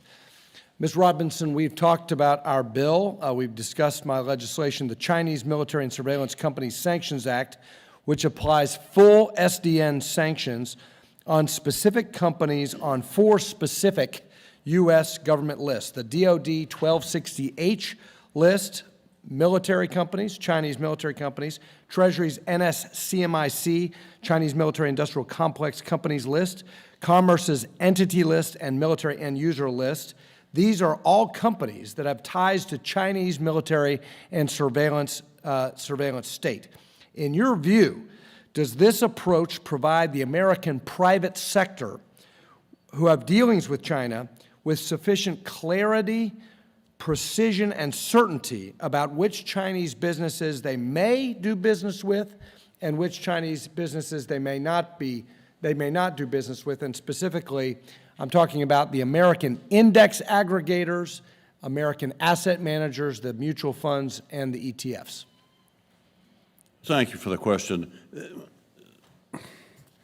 Wall Street firms have made very plain, including publicly, that if it's not illegal, they're going to do it. Human rights abuses are somebody else's problem. National security concerns are, again, somebody else's job. Our job is returns and sort of that very focused, narrow mindset. So fine, okay, then let's give them clarity on the law. And this, your bill, proposed bill, does so in the sense that, after all, they're looking for predictability. They're looking for the guidance. They're not going to lead. They're going to follow, and indeed, they're not going to even do things that we would consider sensible from their corporate reputation and brand point of view. I mean, imagine asset managers that are household names that are willing to absorb the risk of being called aiders and abettors of genocide and forced labor and the like. So, Mr. Robinson, just to reclaim, full SDN sanctions, that means no listing on U.S. exchanges, no equity, no debt, no VC, no private equity, red light on those companies, very precise, identify them, green light on everything else. Is that the clarity that U.S. investors need? I believe it is. And after all, these are U.S. sanctioned entities. Let's start there. I mean, again, if we want to talk about low-hanging fruit as to how we go about trying to lower radically the American risk exposure to particularly the bad actors in China's corporate world, this is a very good place to start. The bill also requires the various agencies, Treasury, Commerce, and DOD, to harmonize these lists, to cross-reference these lists, to coordinate. How important is that? Well, it's terribly important because right now, you know, for example, we had 1,260 companies not so long ago on the Commerce Department entity list, right? And they're prohibited, or supposed to be prohibited, from receiving American equipment and technology because of egregious national security and human rights abuses, right? Do you know how many of those 1,260 are also on the NSCMIC list, meaning a fancy way of saying Treasury's OFAC list that actually impedes them from raising money from unwitting American retail investors? You know how many? 16. Now, does that sound serious to you? 16 out of, you know, out of this this kind of number? Finally, speak to, Mr. Robinson, the multilateral effect of OFAC sanctions. In other words, when OFAC sanctions these Chinese entities, what signal does that send to non-U.S. investors in these companies? Oh, well, it's clearly the kind of signal that others can read and understand. I mean, the U.S. capital markets are roughly the size of the rest of the world's combined. There is no going elsewhere, if you're China, by the way. We so utterly dominate the global financial domain on this planet, it's not even funny. I mean, you talked about 50, my number is 60% of the world's investable capital, and as I say, the world's reserve currency and so forth. This is our major competitive advantage we have today. And so the signal that it sends, to answer your question, is one of fear and concern. And guess what? It's fear that communicates to our allies more than cajoling and persuasion. Thank you. I yield. Thank you. Before we close, a few logistical notes. As soon as we have the topics for our June and July hearing, we will let you know. We're waiting on a response from the administration for some requests. These hearings may not all be at night. The night hearing I like, not as a media play. I know Ms. Sherrill has strong views on that. It's remarkable. You all don't agree on everything. Exactly. But the night hearings have the added benefit of having many people stay here and not competing with your time for 1,000 other hearings that are happening simultaneously. Those coming on the UK trip tomorrow, remember the bus leaves very promptly. We have to get to the airport very quickly. Operation Cannonball Run is in effect. Next week at 9:30 on Wednesday, I believe we're going to have our first business meeting, which will be the first test of our policy endorsement process. This should be the easy stuff, and if we can figure it out, we will then move on to the hard stuff, And the hard stuff is what we talked about here tonight. We were very fortunate to have amazing testimony from 3 expert witnesses to help us think through the complexities of our economic competition with the Chinese Communist Party and how we better defend ourselves from CCP aggression. Your written testimony is fantastic in addition to what we've heard from you directly here tonight, so we're going to continue to pour over it in the weeks and months to come. We will take you up on your offer to be a sounding board for the committee and follow up as we test various ideas, and we're hoping to arrive at a framework for de-risking or decoupling, 3 Ps, 3 Is, whatever we're calling it, that is strong, smart, bipartisan, and so I thank you all for your time, for your expertise. I remind members that questions for the record are due 1 week from today on May 24th, and your staff will receive submission instructions shortly. Without objection, the committee hearing is adjourned. Thank you.